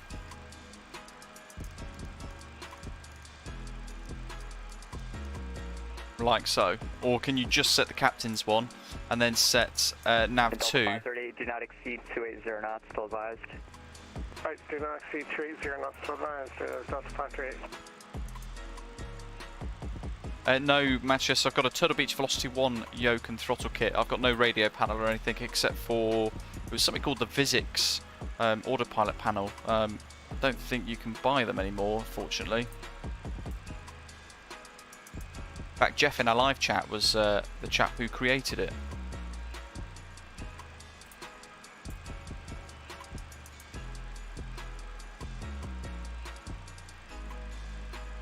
Let's try 217. Oh, goodness me.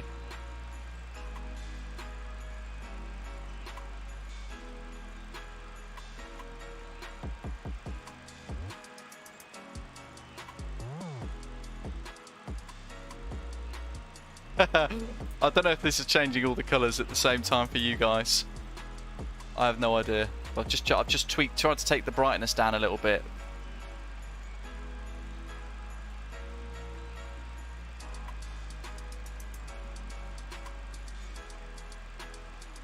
I don't know which is the one that changes the brightness of the 236 cross slate runs. Overlay. Tango, add and maintain flight level 330.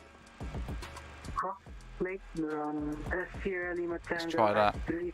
Can you differentiate a 777 from an A330? Yeah, certainly.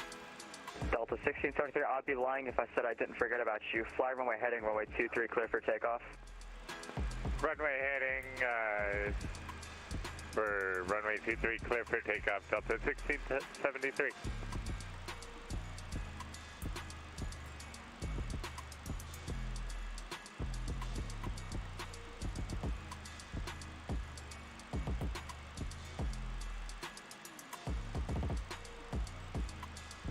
Oh, okay, so that's the background. That's going to be that. So the background is what surrounds DTW, and I think feeds away that strip progress bar as well. Interesting. Yeah. Oh, there you go. How's that, Philip? Quite different. Hopefully that's a bit clearer for you. Basically, you can only change the RGB colours. United 766, Aaron, hello, welcome. Well, Merry Christmas to you as well. Hope you're well. Climb via the city departures with me, squawk 5726, squawk only. Okay, cruise for all of maybe 5726. 20 or 30 minutes. We'll be off to Unicom shortly. United 766, read back correct, call for taxi 22 left. And we're into Drzewiecki Designs Newark International, which is basically recently released on Orbex, which is where I get it from. You can also get it on the iniBuilds store, and I think maybe Sim Market too.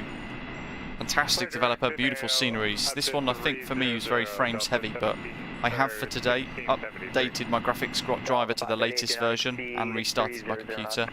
Perhaps it was an issue with that. But it could also be New York being so dense.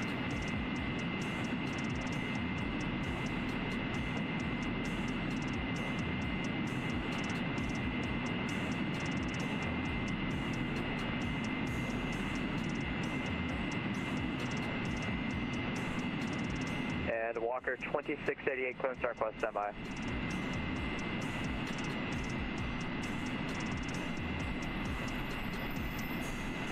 Here's a question actually, for those of you who fly this. How easy is it to stall the wings on final approach of this? Transition that is filed. Maintain 3000. Fly level 3900, 10 minutes after departure. Departures with me, squawk 5740.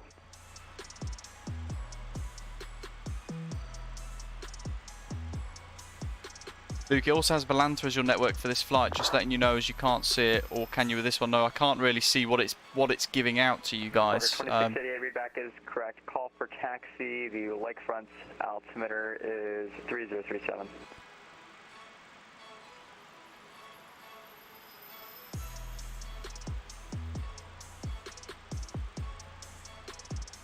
I'm flicking around to try and import data. What are we today? We're Delta 825.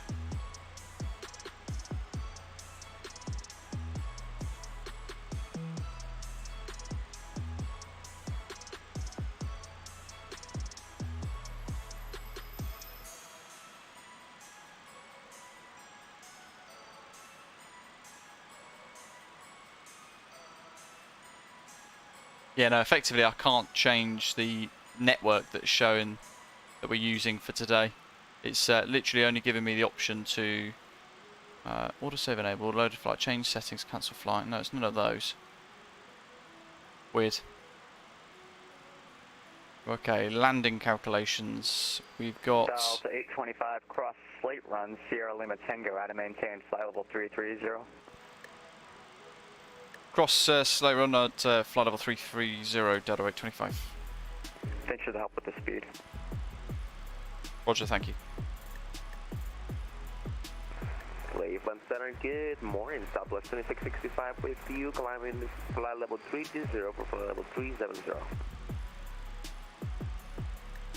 Southwest 2665, Cleveland Center, good morning. Squawk 5746.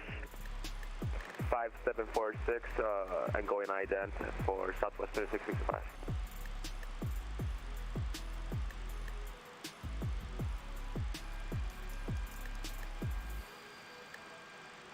And Southwest 2665, we're ident. Southwest 2665, radar contact 40, south of Litchfield, flight level 330, call and maintain flight level 370. Right, what are we doing? KEWR. I'm not going to answer that, Hergy. You know the answer. One does have one doesn't. EWR, 22 left. UPS 236, Newark, closed, radar service terminated for exchange bird. Frequency change to Unicom, to 22.8. Thanks for your ETC, bye-bye. 280 at 13. Sure.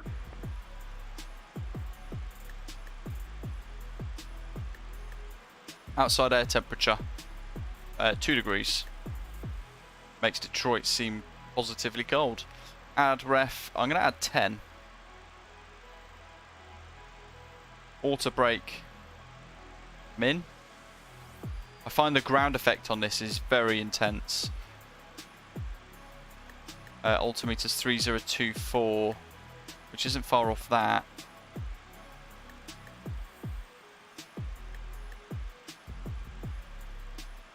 What would we go? Slat 15, flap 28 for arrival? Oh, Fritz, yeah, you'd love it. If you like to fly yokes, like PA28 and that sort of thing, Turtle Beach is great. If it's on sale for the holidays as well, then that's really good. Right, so we need to set our minimums. Goodness me, there's a lot to do here. Crossing SLT at 330. Minimums are... Oof, where are the minimums?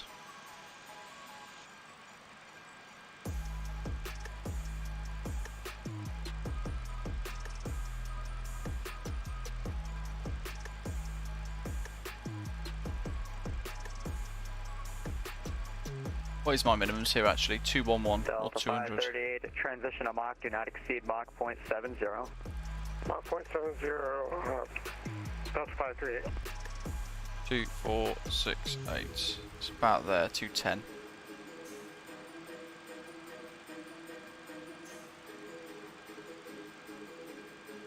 Didn't disarm spoilers, naughty me. Bad pilot.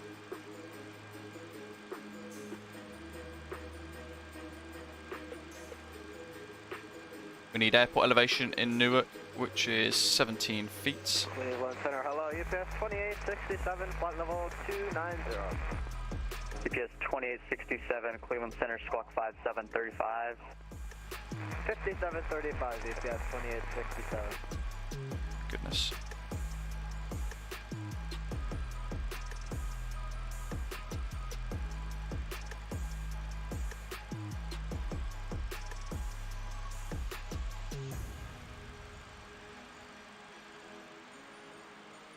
UPS 267, radar contact 10 south of Kalamazoo, flight level 290, descend via the Vectors 2. We didn't get a set landing weight, did we? An estimated landing weight somewhere, OFP somewhere. 56.7. 2867. That's 303, my apologies. 3038, 2867. Yeah, I can't read. Me neither. 50.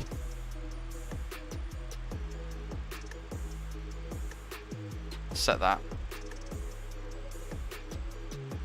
For the 538, maintain flight level 300, that'll be your final. Okay, 300. Okay, so that's what it's given us here for these flap settings. What's the runway length?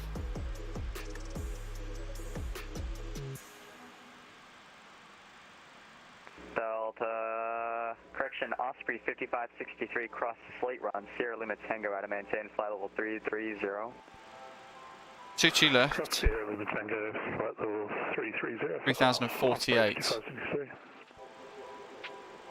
Christ. We'll go for medium.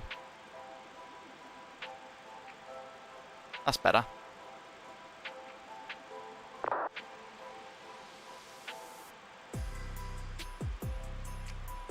So we do 28 extended, 145, and that's having added the 10, add ref 10, so 145 is our approach speed.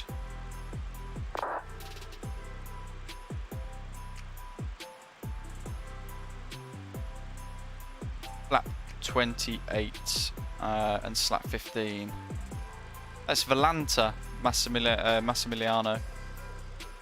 Where are we going here? Flaps 28. Let's wind it all the way up. See where it goes. Can we get 28? No, we can't. That's because that's takeoff selection, is it? Flap takeoff select. My goodness. Right, ignore me. Anyway, we'll set 24. We'll go through here. We'll go to flap 28. Southwest 2665. Southwest 2665. We have a random question for you. I might have a random answer. So, what are you getting for Christmas? I am getting, let's see, hopefully a lot of new clothes. Nice. Fantastic. I do love VATSIM. Ian, no, I've not noticed any problems myself. Although I do quit KEWR after departure.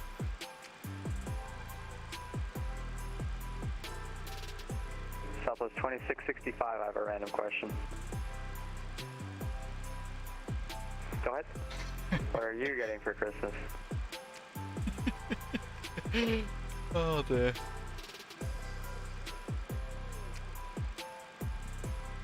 That's a pretty complicated question. I don't know.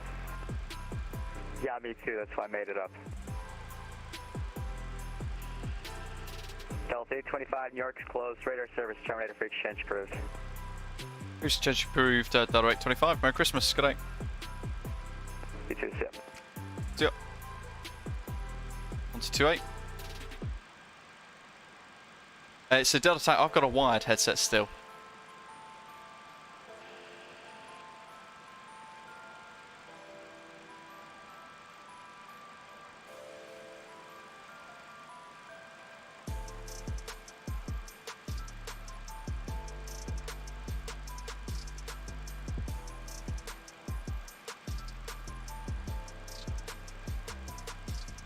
So just at the Megs is where we've got our top of descent. We're still in cruise at the moment.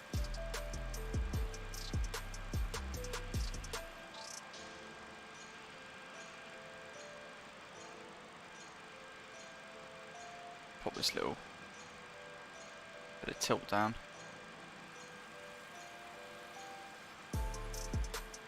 Still Series Wireless and I love it, says Sabres.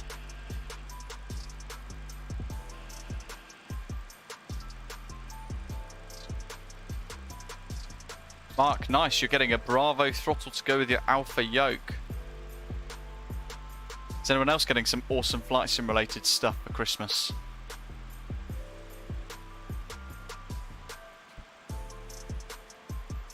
Water brake medium, let's set that now because it's going to get busy. So we're going to flick this down. Now with this, we can't arm that until the gear's down. The gear has to be down for us to be able to arm that.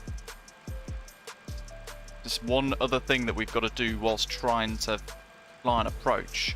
It's a lot to sort of manage in this aeroplane.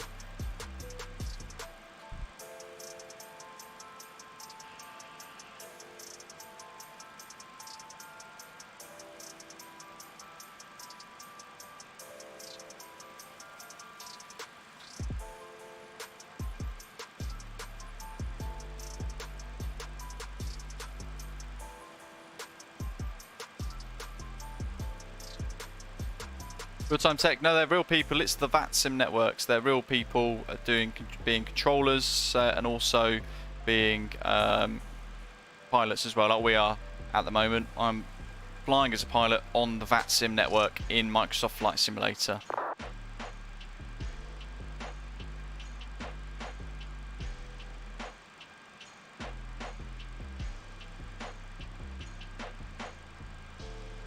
My God, I forgot to turn the galley systems on. None of the ovens will be working. Duke Dan, welcome.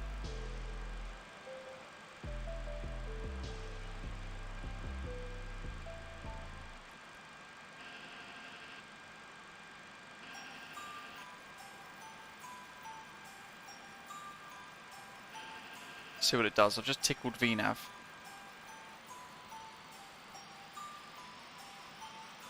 Nice one, Mark. No worries. You know what? I need to fly with Fly UK in the next couple of days, I think. Otherwise, I risk losing my account.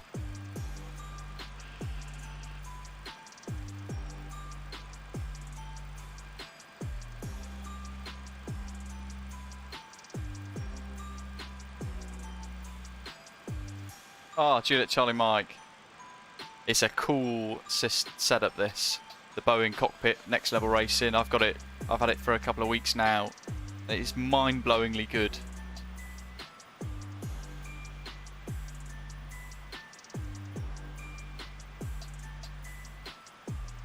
Hi Flight Sim Pilot, hello. So this is the new Volanta overlay, as Fritz is just saying. A couple of messages up now in the chat. Anybody can use it. You don't have to have Volanta Premium, but to get the custom colours where you can change it, the colours to your own custom preference, that requires Volanta Premium. Just cycling through our custom views here that I've got for the Maddog at the moment. This is what I mean about the sounds. So here, we're right up against the engines. Can't hear them.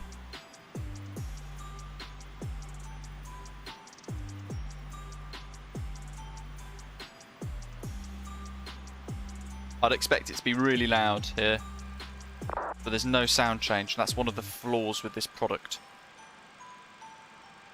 Mark, nice one. How'd the flight go? Good.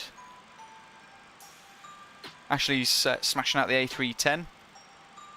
Good flight today. Wow, Toronto to Exeter. That's a long old way for you. Going long haul in the A310. Very nice. Looks like we're almost there, folks, as well. Let's bring that map range in a tad. Top of descent coming up. Let's just make sure we've centered that heading bug. Like so.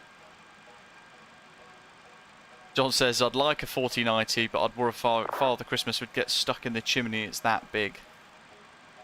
That, and or he would need an extra 6 reindeer to help fly it into your house.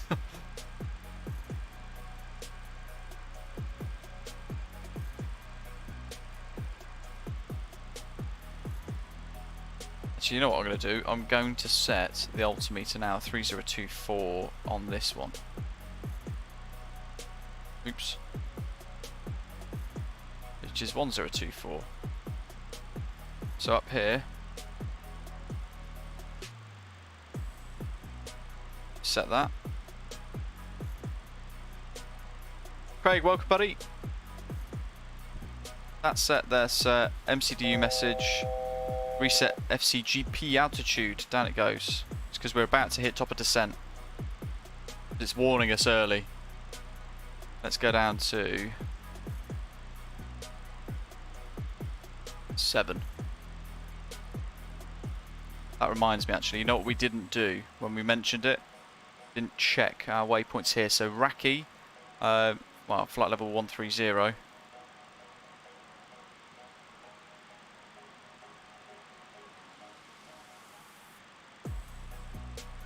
We might be pushing that a bit too much, actually, so I'm going to erase that one. I'm going to put Sweet at 7.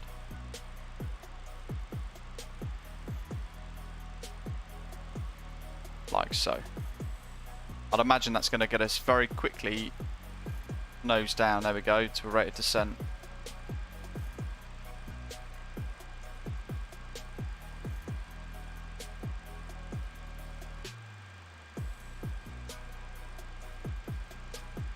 Top of descent, down we go. It's so quiet here in the flight deck of the MD-80.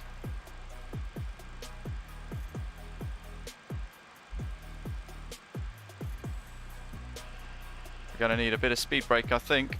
Just watching that speed bug there.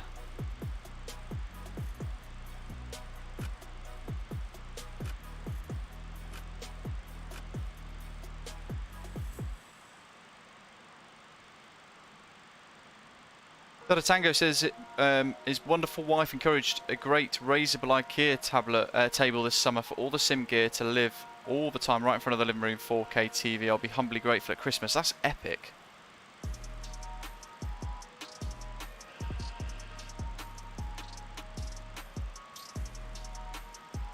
My god, it's like an assault approach, this.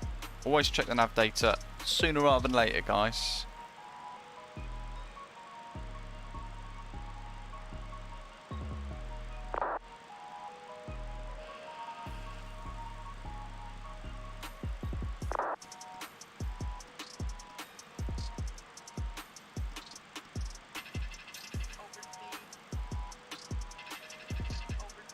My god.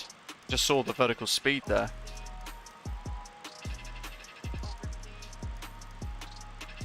Just slowly get it out of that.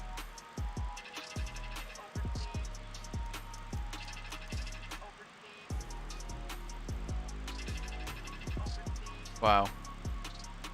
So auto throttle is automatically disconnected now because we're flying it too fast. We're not in overspeed territory now though. We're pretty much tickling that barber pole the whole way.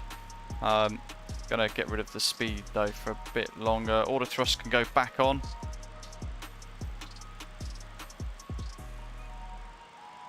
descent.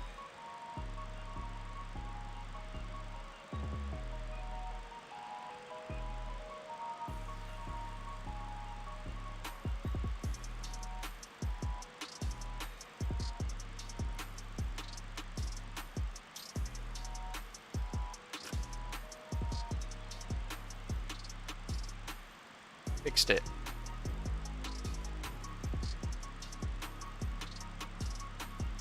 Craig, hello to you, saying life has been getting in the way of flight simming of late, but just wanted to pop by and wish you all a wonderful Christmas and thanks for another year of great content. I hope you're well. Good to see you pop by. There's the question for the giveaway again, folks. If you've not entered already, make sure you only enter once, otherwise Nightbot will wipe your entry.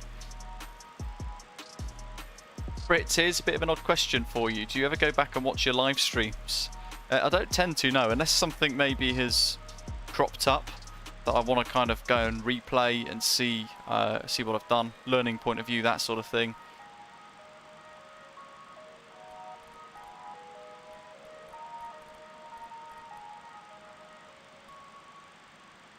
.3024, that's altimeter set. This is going to be gnarly weather into Newark, folks.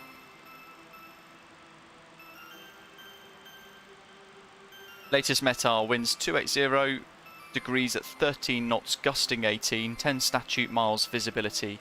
Few clouds at 4,000, temperatures 2 degrees Celsius, dew point -8 degrees Celsius, altimeter 3024.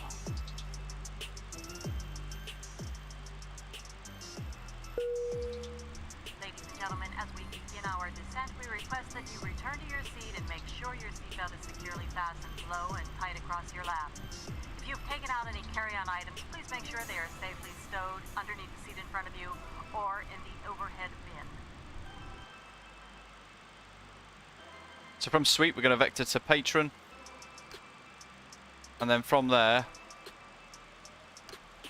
back on map mode. From there, we're going to basically head round to the ILS approach. It's all going to happen very quickly in a moment. Suite at 7,000. And then we're going to be at 3,000 feet over the VOR of Teterborough. 2,500 at Gimme, 8 miles for the ILS.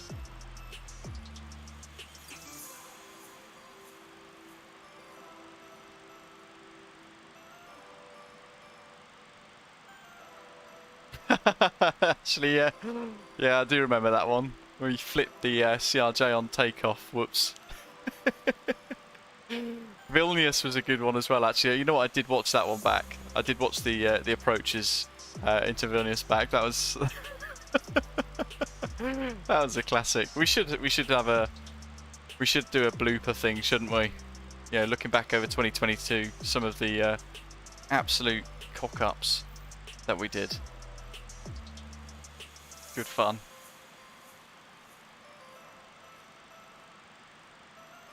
Steve Stavros, Merry Christmas to you, buddy. You're most welcome. Great to hear you enjoy the content stuff as well. Enjoy the reviews and things like that too.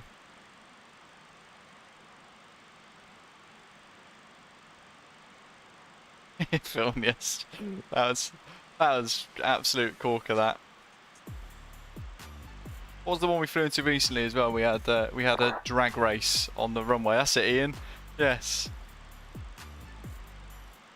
I've never featured on that, Andy. I don't think, or at least I've not been told I've featured on it. Probably a good thing. Lukla was a good one as well. Through in complete IMC, wasn't it? Then we did the 747 challenge. That one, Mark. Can you land a 747 in Lukla? Why we did that, I don't know. Still to this day. Good fun. Denim hands. And is it Pilot Plus London Oxford? That's a good one.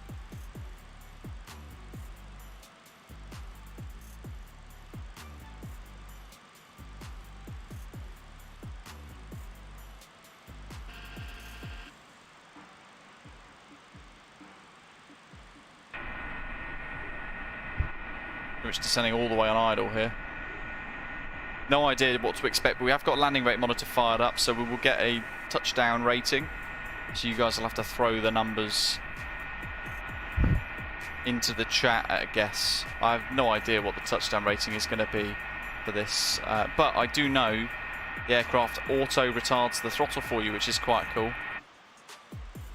So we'll make use of that function. Let's drop the range again. Need some more spoilers, I think.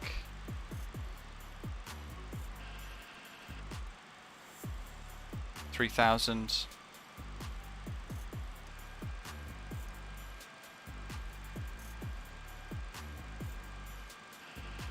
San Moritz in the fog was good as well. Good grief, there's actually been quite a few, haven't there?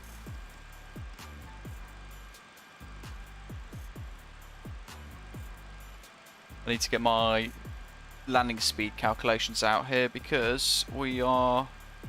What's our landing weight? Estimated 56.9.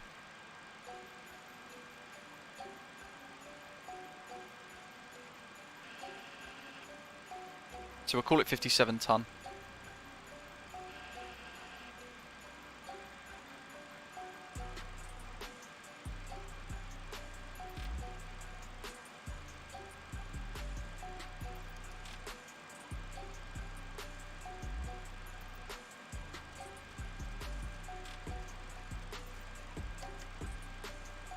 Okay, vector's out of suite. Let's go to heading mode. While we're doing that, we're going to go direct to Patron.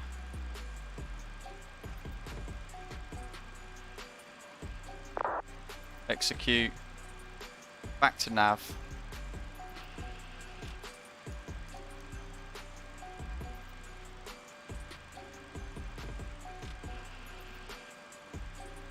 Yes, stream any stream into Mykonos, Phillips, a good one. We've had at least one crash on each of those arrivals, I think, haven't we? Right, landing lights, let's get them out. Nose lights out, and then over here, strobes are set on. Up here somewhere's the logo lights. It's all over the place in this aeroplane, I tell you. That's all good. I think that's all set. Speed breaker's extended at the top there, that's fine.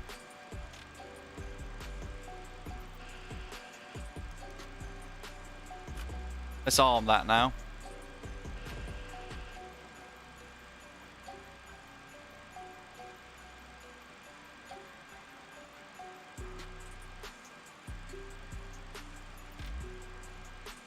Real-time tech, yeah, it should be able to, yes, but it depends on what hardware you've got around it too. We should now see, off in the distance, the beginnings of New York. Yes, Peter, thank you, buddy. Great shout there. Got to do the transfer pumps and things. Can't quite see it yet. Anyway, this is more important. Down here, transfer on, aux on. Newark traffic, UPS 236 heavy at 3,500, expecting ILS 22 right for Newark traffic. What are we, 25 track miles south of... No, west.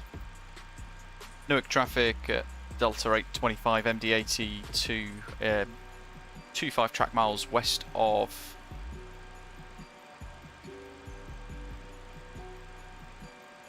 Patron inbound for the ILS runway 22 left approach altimeter 3024 will report passing Patron Newark traffic. It's Patron really.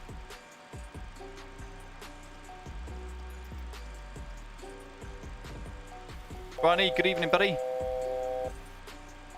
Oh yeah, gravity drop as well. Yeah, yes. When we accidentally caused Just Flight to add in an extra click spot in the gravity gear extension on the 146. Whoops.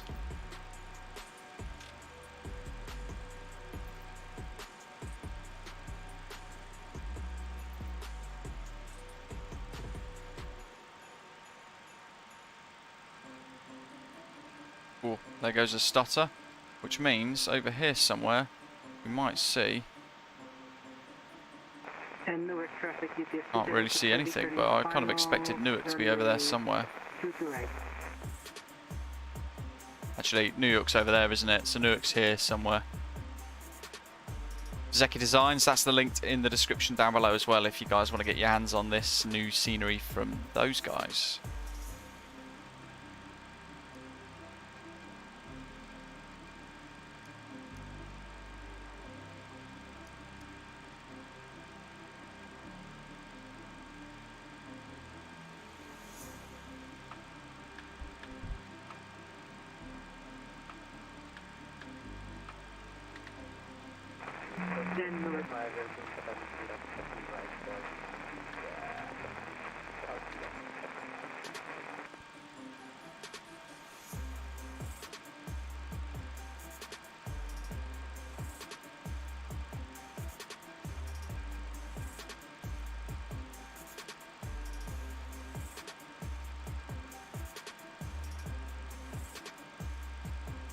Newark traffic, UPS 236 heavy is on a 5 mile final. Was your blown up? Right. Actually, not yet, thankfully.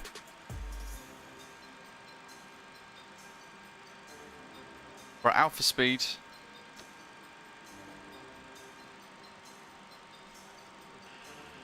Which I think means we've got to get some slats out.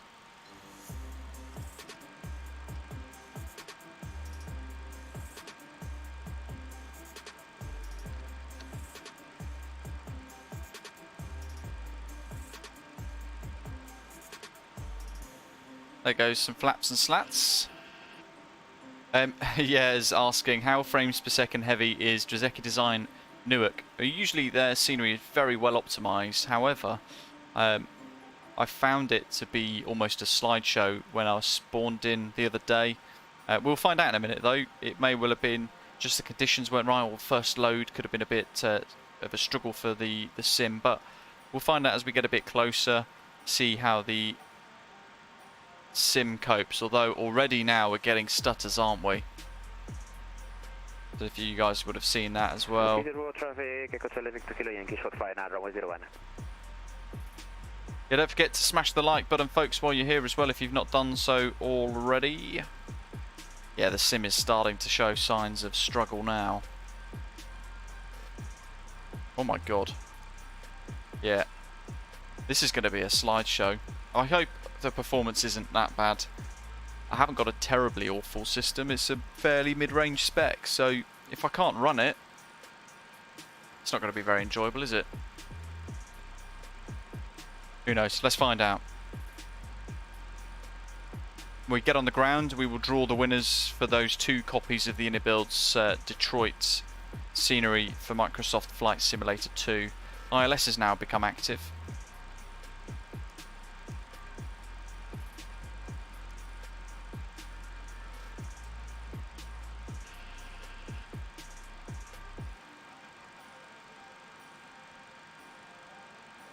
Oh, another freeze. Descending via the Williams 4-3 arrival, expecting ILS 22 left. Via the pattern transition, tracking to pattern, will report when overhead pattern. Can't see it.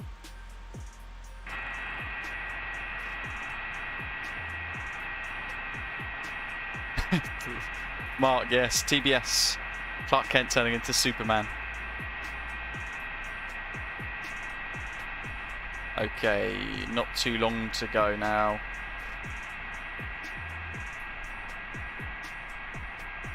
Getting ahead of the game, MPS Gaming, love it. Spray 5563, that's 10 miles to the west of Patron, descending through 5,100.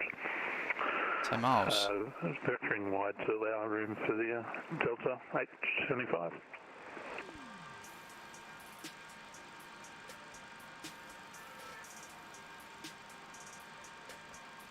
Newark traffic, UPS 236 heavy, vacated runway 22 right via Bravo 4.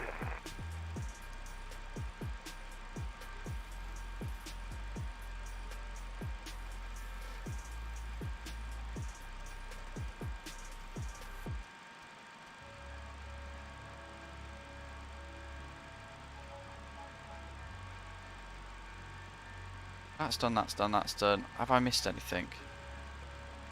Blown up, thanks buddy. It's the new Volanta. It's very nice. Yeah, that is armed.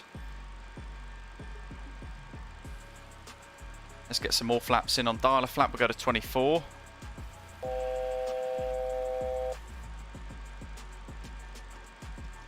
bring that speed back.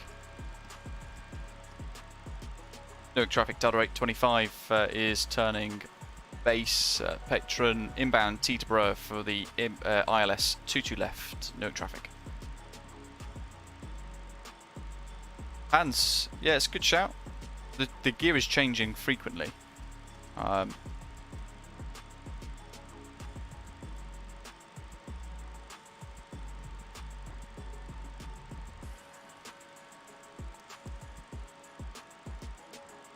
Right, let's get rid of that suspenseful Christmassy music for now. Teterborough is coming up there. Let's change the dial again once more.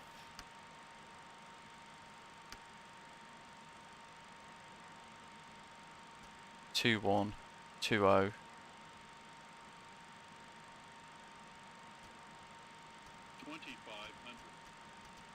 189. There's there's New York, sorry, Manhattan rendering off in the distance there. Get them flaps down again. A wee bit more.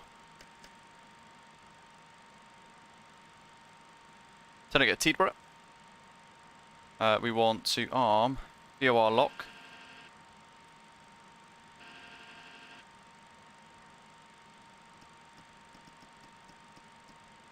We go gear down. So we're coming up to 8 miles.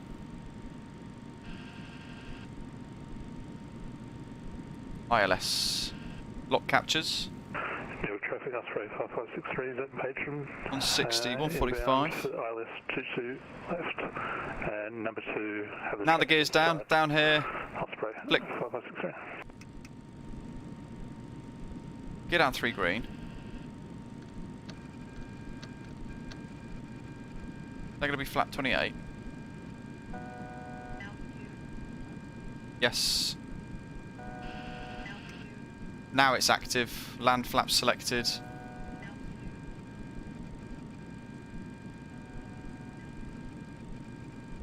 $145. That's all good.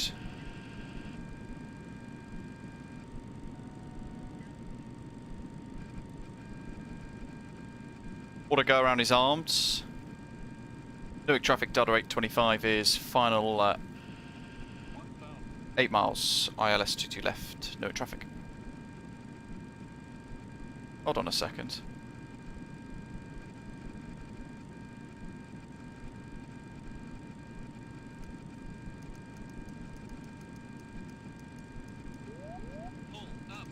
It's interesting.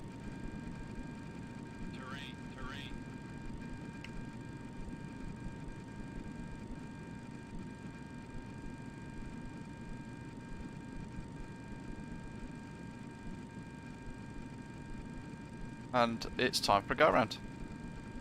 Newark traffic, Delta 825 going around, and stable approach.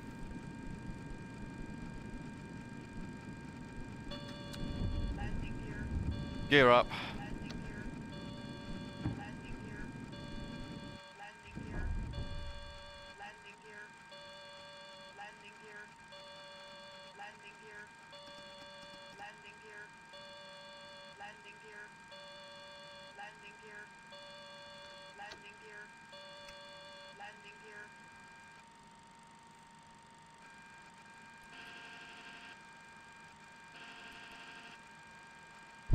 $3,000. Speed's coming back up now. Get that to about 220 again. That was messy.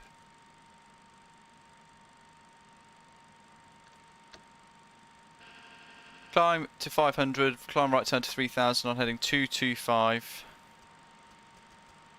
Didn't have that set really.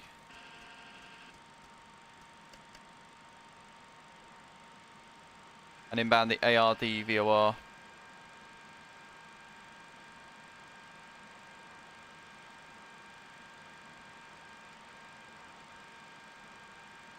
Then hold at Kilmer, but Newark traffic, Osprey 5563 is final for runway. actually, interesting.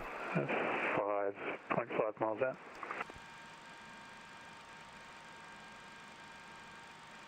So now, well, Greg, sounds in relation to engines, you're not going to hear them that much at the front, so it could be really quiet, quite lonely.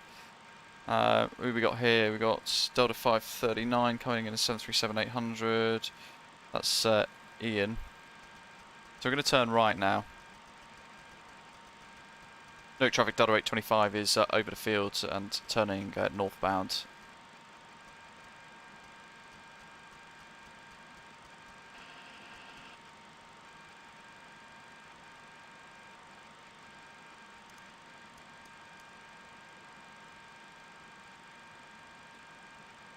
I'm going to leave the flaps in for now because we're just going to pull them back out again afterwards, and it's one less thing for me to stress about earlier. Yeah, Matthew, thank you, buddy. Pointing out there via Ashley, low on the glide slope because the altitude wasn't armed. So it's one of those things. Had I not picked it up, I was kind of looking, thinking I'm looking a bit low actually, and I should have really picked it up a little bit sooner. There's the stabilization motion thingy. 3000 is armed.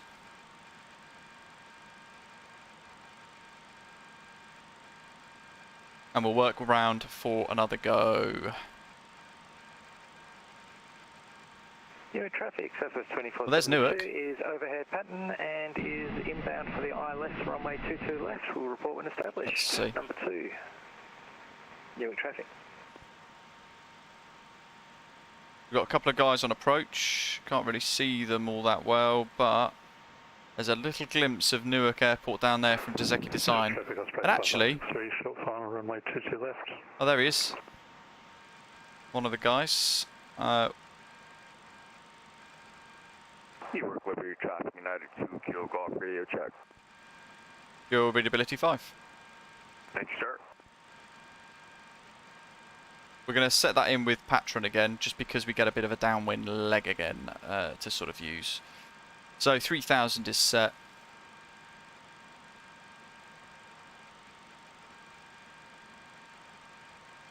Look at that, just giving you guys a chance to get another bit of bit of a go at the aircraft, with a giveaway, sorry. Definitely when you know my capacity bucket is full. Newark traffic at Delta 825 is at 3000 feet, speed 220 and turning 045 degrees inbound Teterborough.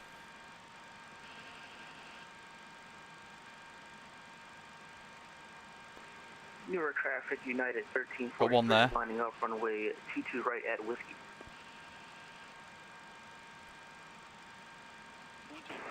Newark traffic, Osprey 5563 is vacated, runway 22 left at Echo.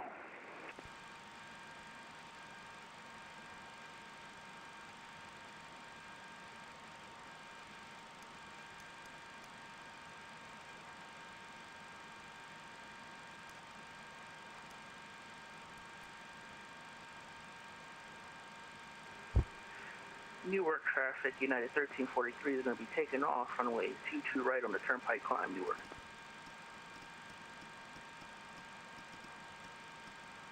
So he's on final. Newark traffic, Osprey 5563 is holding short, runway 22 right at Echo for departing traffic. He's out here somewhere. It's a strangely peaceful experience. There's Teterborough. We're going to vector around and basically rerun the approach via overhead Teterborough. Wasn't the smoothest go around either. We just about got away with it. Mark, thank you.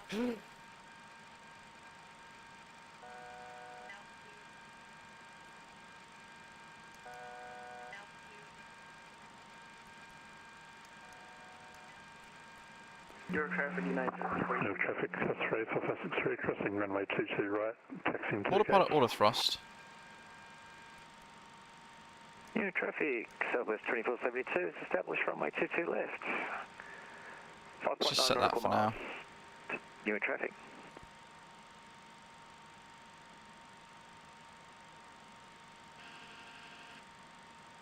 Hopefully. This has meant that we've... Oh, look at that. We've beautifully vectored in with the other guys around us. Let's turn inbound Teterborough.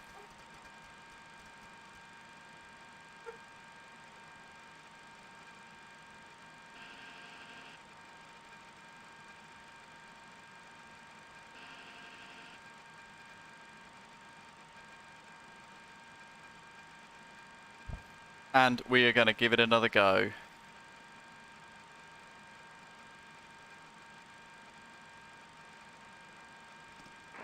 Newark traffic, that's price 5563 is clear of the active.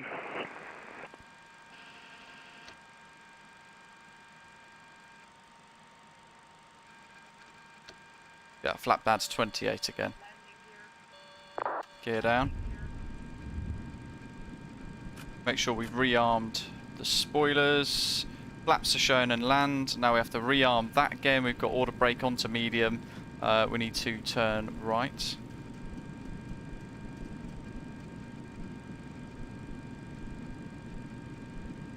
Oh, this is the Volanta overlay, Brian. Yeah, what do you think? Pretty neat, right? I've overshot the ILS. Whoopsie doopsie. Let's keep turning right then. We go through the 90 to get back in towards the ILS.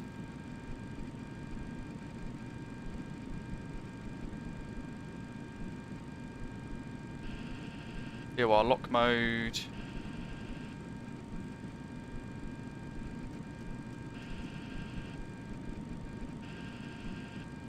ILS.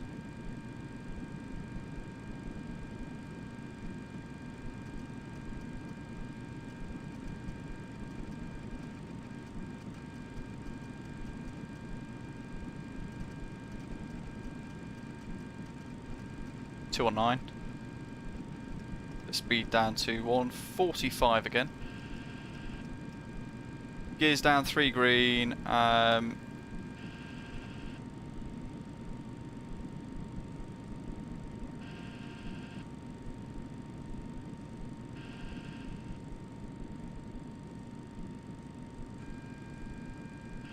What is going on here?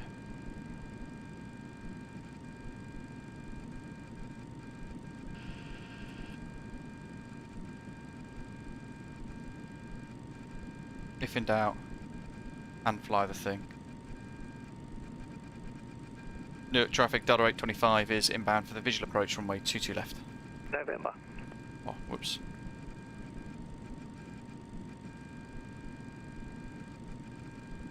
This is a really messy approach, guys. 145.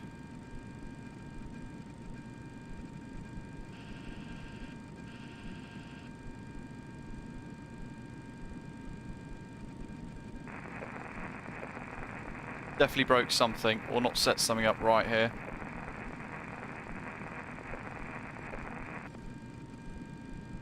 Newark traffic, Delta 825 is final 5 mile visual approach runway 22 left. VATSIM Mike, hello, loving the Volanta overlay, great to hear.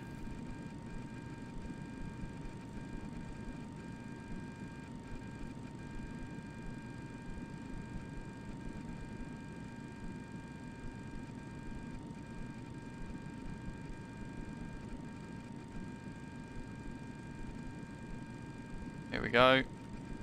We've got that gusty crosswind, don't forget, 20 knots across the aircraft at times. Now it's gusting, was it 28? So we are fighting it. Taxi into the gate via Alpha, November and Alpha. Newark traffic. Okay, we've got it back up. Does Volanta impact frames per second at all? You know what? So far, for me, I'm going to say no in comparison to running Fly Live Studio. That's with the stream overlay, that is, if that's what you mean. So I'm actually using the stream overlay in Volanta today, not Fly Live Studio. And I find because I'm running one less program, it works out quite nicely, actually. Alright. If in doubt, we just fly it visually. I've obviously got something not set up quite right here, but we've got auto throttle armed, and we're going to keep that auto throttle in right to the very end. It's going to... My goodness. I'm literally looking at the controls around like mad. I'm going to allow it to retard the throttles itself before I then engage reverse thrust. Get your touchdown ratings in, folks. Let me know what you think.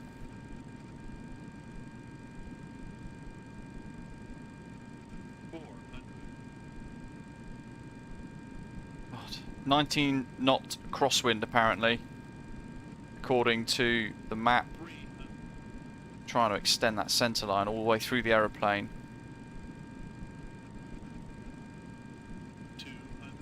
God, this is really gusty. It's very variable.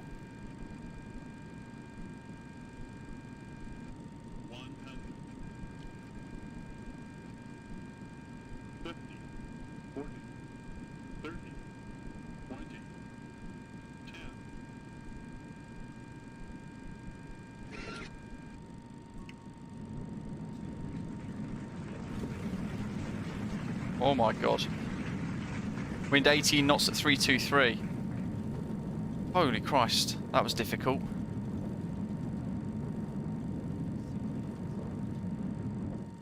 Alright, well I've overshot that one. Let's get rid of the reverse thrust. We'll go back to manual brakes. Hopefully none of you are dead. That was a smooth landing though. Tell you what, it wasn't accurate. Now look. This is the thing, you get stuck on the runway. Last time I flew this, I got stuck on the runway as well. I had to use quite a bit of thrust here. Bear in mind that's now disarmed. Weird. We certainly hope when your future plans call for your travel that you'll once again select Delta Airlines. Thank you and have a great time here. There was a lot going on there, wasn't there? Holy Christ.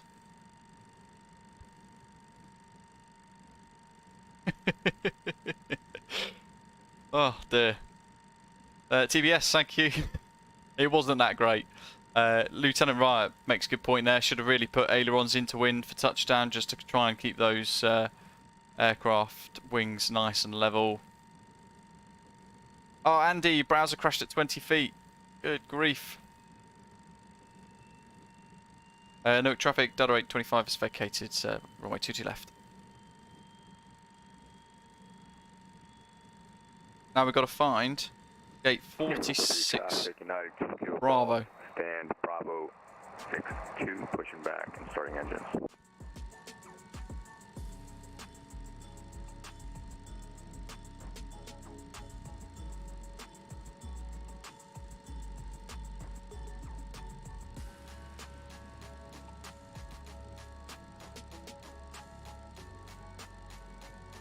We'll cross the runway,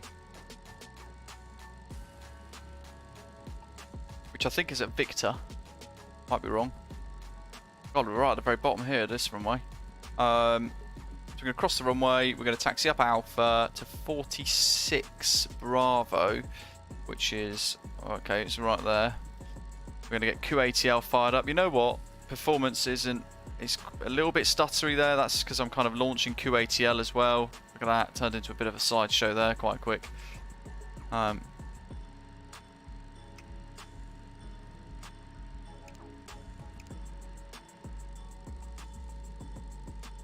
on November, so we'll go across here. We're going to select GSX. We're going to get rid of them flaps.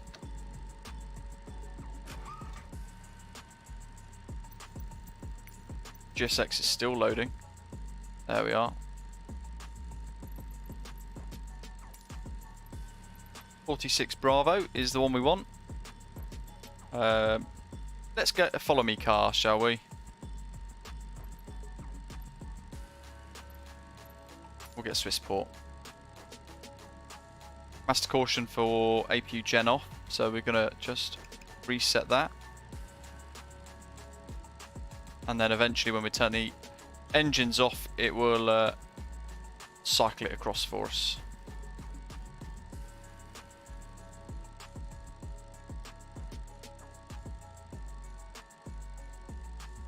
We just got to wait for that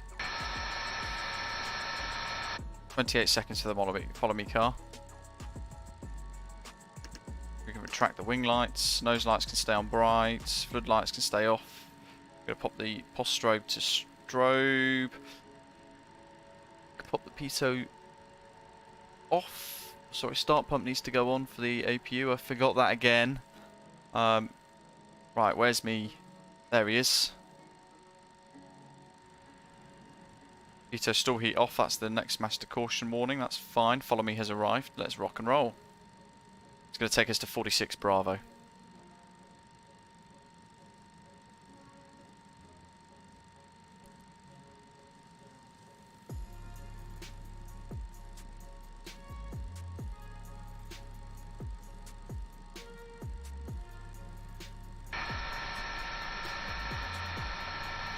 Okay, Drzewiecki Designs, Newark. Looks beautiful, doesn't it? Even just for this little bit of an exterior tease.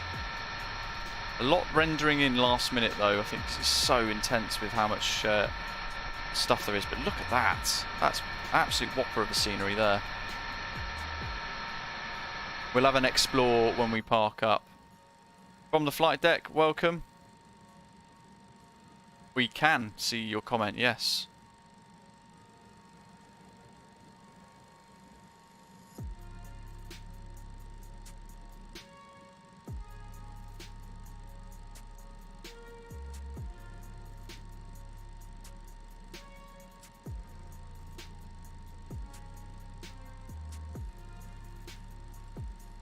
Automated hit and miss. If you pan, the frames become a bit jittery, but it looks wonderful, doesn't it?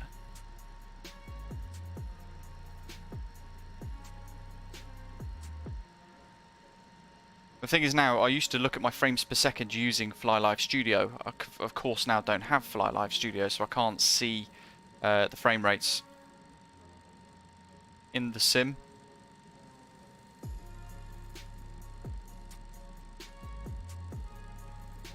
Birdbat says we're all going to see Christmas. Nice landing. We can click this as well, get rid of that.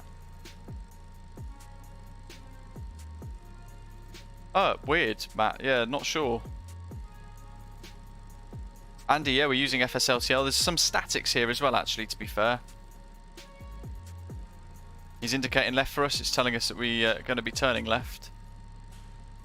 His brake check wasn't particularly nice, though.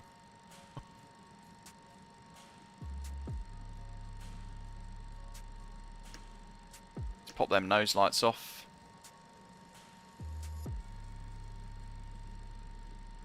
Do you have NVIDIA overlay that shows frames? I don't think I do.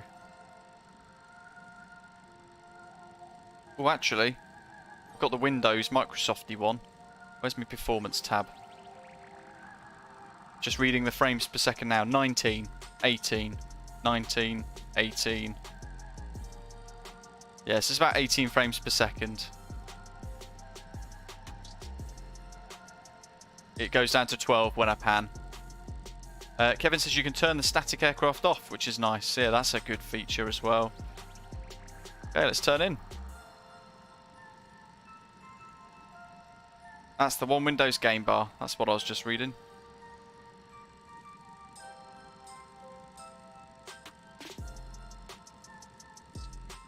I haven't got a GSX custom profile for this one, sadly, because it's such a new airport. No one's created it yet, but we'll just have to use GSX default to see what we get.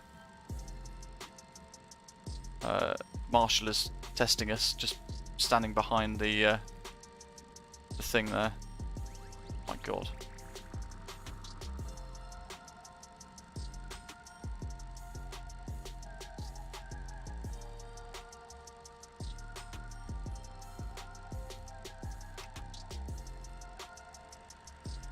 Bar brake set.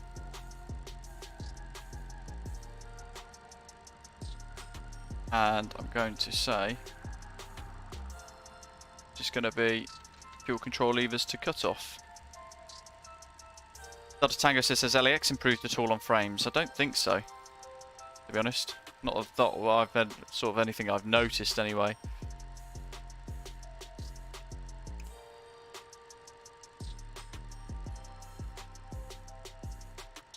Did they? I haven't found it, if that's the case.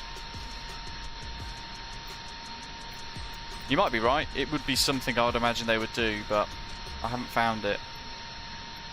Okay, let's request deboarding and see what happens. We need to also turn off the anti-collision lights, which is that one.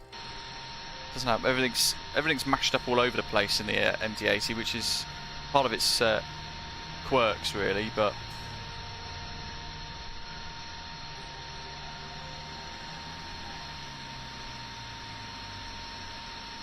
Here we are, Newark International. Much anticipated scenery actually, a lot of people have been waiting for it, of course, near to New York itself, near to Manhattan. You get some beautiful views on some of the departures. It's interesting, where are they deboarding to? Because I think the door's closed.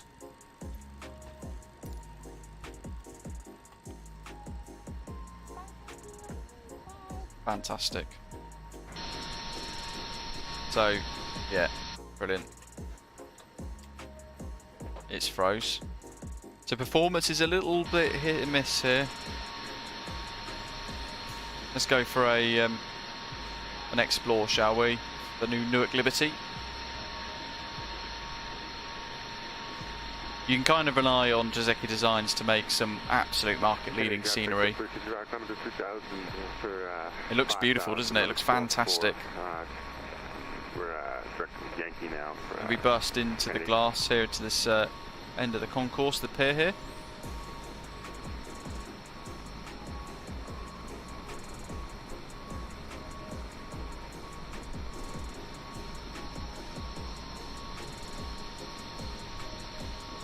Interesting, where do they come in from? Oh, it's froze. There we go, we're back. It's very frames heavy. There we are. Let me just mute this music because he's also put in ambient announcements. How fantastic is that? That is mega cool. Oh, Christ, what movie is he from? The only thing, isn't it, with static passengers and stuff, they are usually things from a horror movie.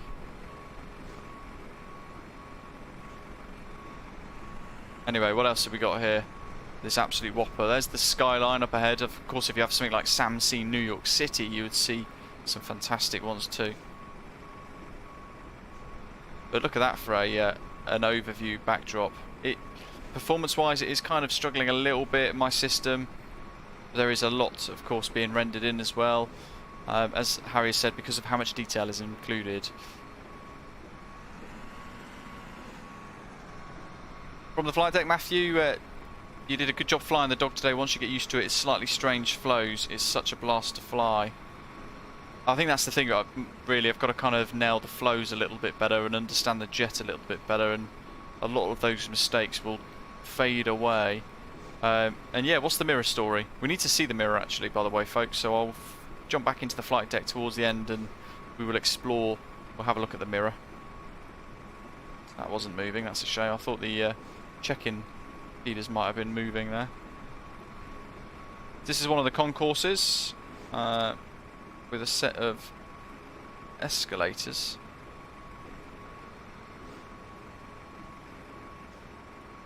Which go down to a door which probably won't feed anywhere, but that's fine. It's not like you need to see that sort of thing anyway in an airport scenery in a flight sim.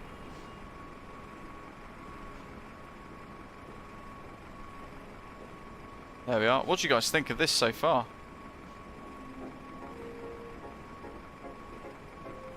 There's the backdrop. Epic.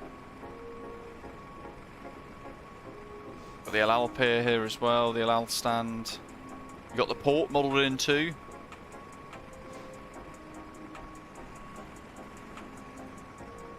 Performance isn't bad, bearing in mind this is New York, so frames are already suffering anyway. So I think actually for the vastness of this airport, what's included in the scenery, which goes on for quite some time. I mean, look at that, the United Terminal here. It's absolutely mega. And there is a monorail as well, which I'm hoping we can catch. I am looking out for it. So actually, performance is very good in relation to what you get with its location considered as well. Right, where's this monorail? Would you get better frames on DLSS, High Flyer says? You probably would, yes. Although, I think you would then get that blurriness to the textures. Hans saying there, in his opinion, Brussels by Aerosoft is still the best, but it looks pretty good. Yeah, Brussels is just an absolute whopper, isn't it? While we're here, here's some of the security cues. In fact, look at that glass texture work as well. That's pretty fantastic, isn't it?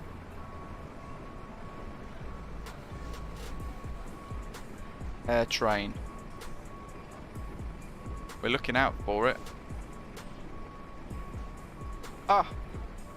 As if by magic. There it is.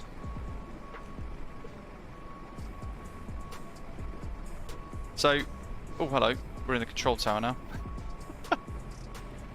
Basically, if we're looking through the control tower and out into the distance, there is a linked bridge over there, a monorail bridge. Let's just come out from the other side of the glass. There we go. We might see the air link disappear off that way. There goes the woofer. Yeah, that's the thing. I think maybe we need to have a really well optimized New York City, a Manhattan that would go hand in hand with this. And then it would be pretty good, wouldn't it? Performance wise. There's the final giveaway question. It might be the last chance you get to catch it. Let's spin around and have a little look at this airport from a bit further up.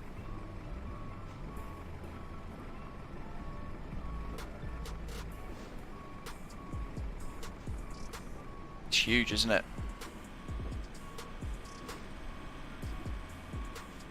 The Budweiser plant should be there somewhere. I haven't seen a Budweiser plant.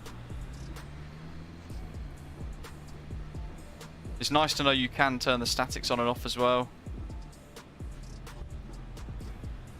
And there's the pier, complete with ships and the bridge, which I think is quite nice.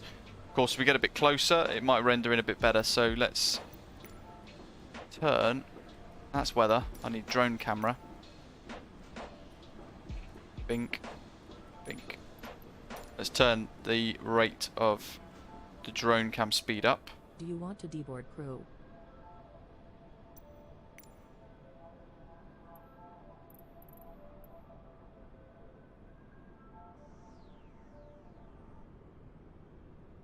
Let's see what it does. If we get a bit closer, see if it renders in a few of the bits around the port area. Sky says he's 53. Remember flight sim being a bunch of lines on an old Apple. It's come a long way, hasn't it? And Hans as well, playing the first MSFS, 49 years old. How far we've gone. Absolutely. The community's grown massively in the last 10, 15 years as well. Here we go. So, it's rendering a few bits in here. I think my computer's probably trying to just play catch up a little bit. It's nice to see the environment around the airport actually considered as well and added in. Look at that for a port area. That's fantastic.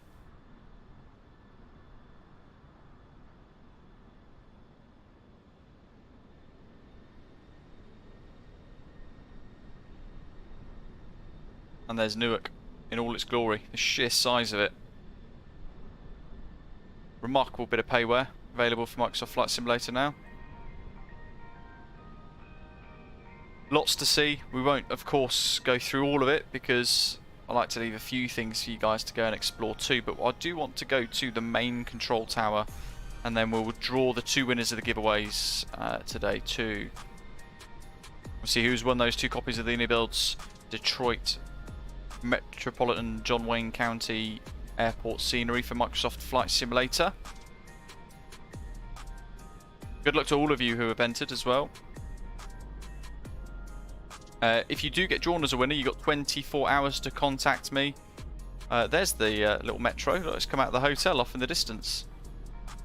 Very cool. 24 hours to contact me and claim the prize. Oh my god. There we are.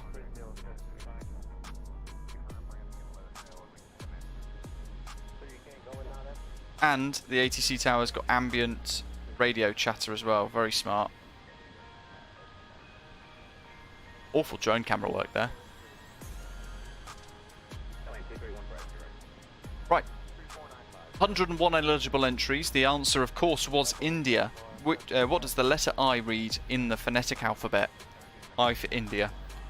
So good luck to everyone who's taken part. 101 entries. The first winner is Kevin Philpott. Congratulations, buddy. One of our channel members as well. Thank you for your ongoing support. Really is appreciated. Do contact me to claim your prize. And yeah, thinking the same as well there. And we'll get that arranged via the folks at iniBuilds. Let's get that horizon leveled off a little bit there as well. Congratulations to you. And of course there's one more left to win. And the second winner is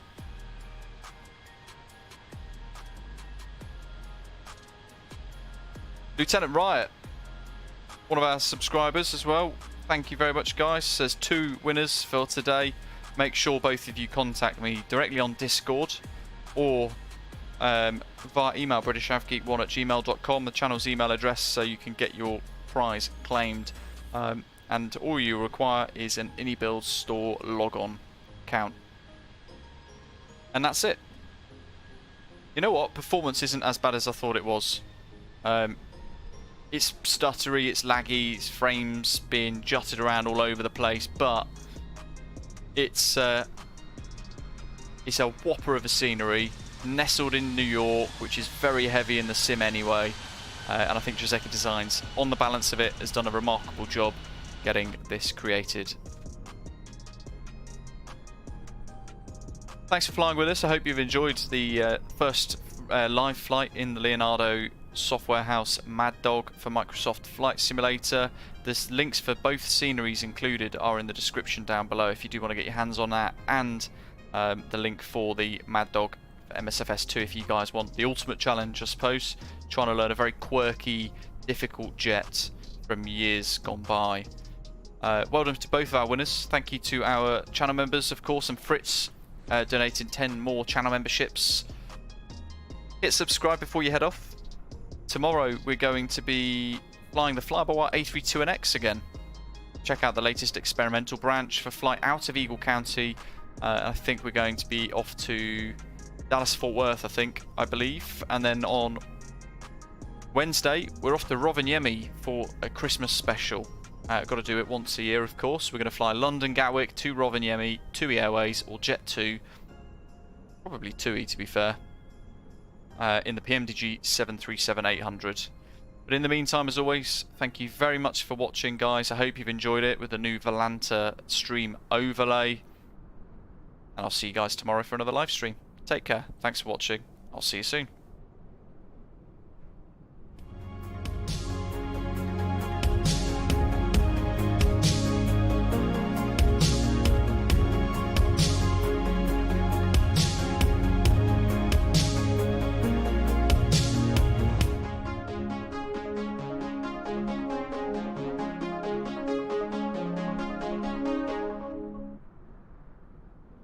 Cheers, guys. Have a good one. See you, good night.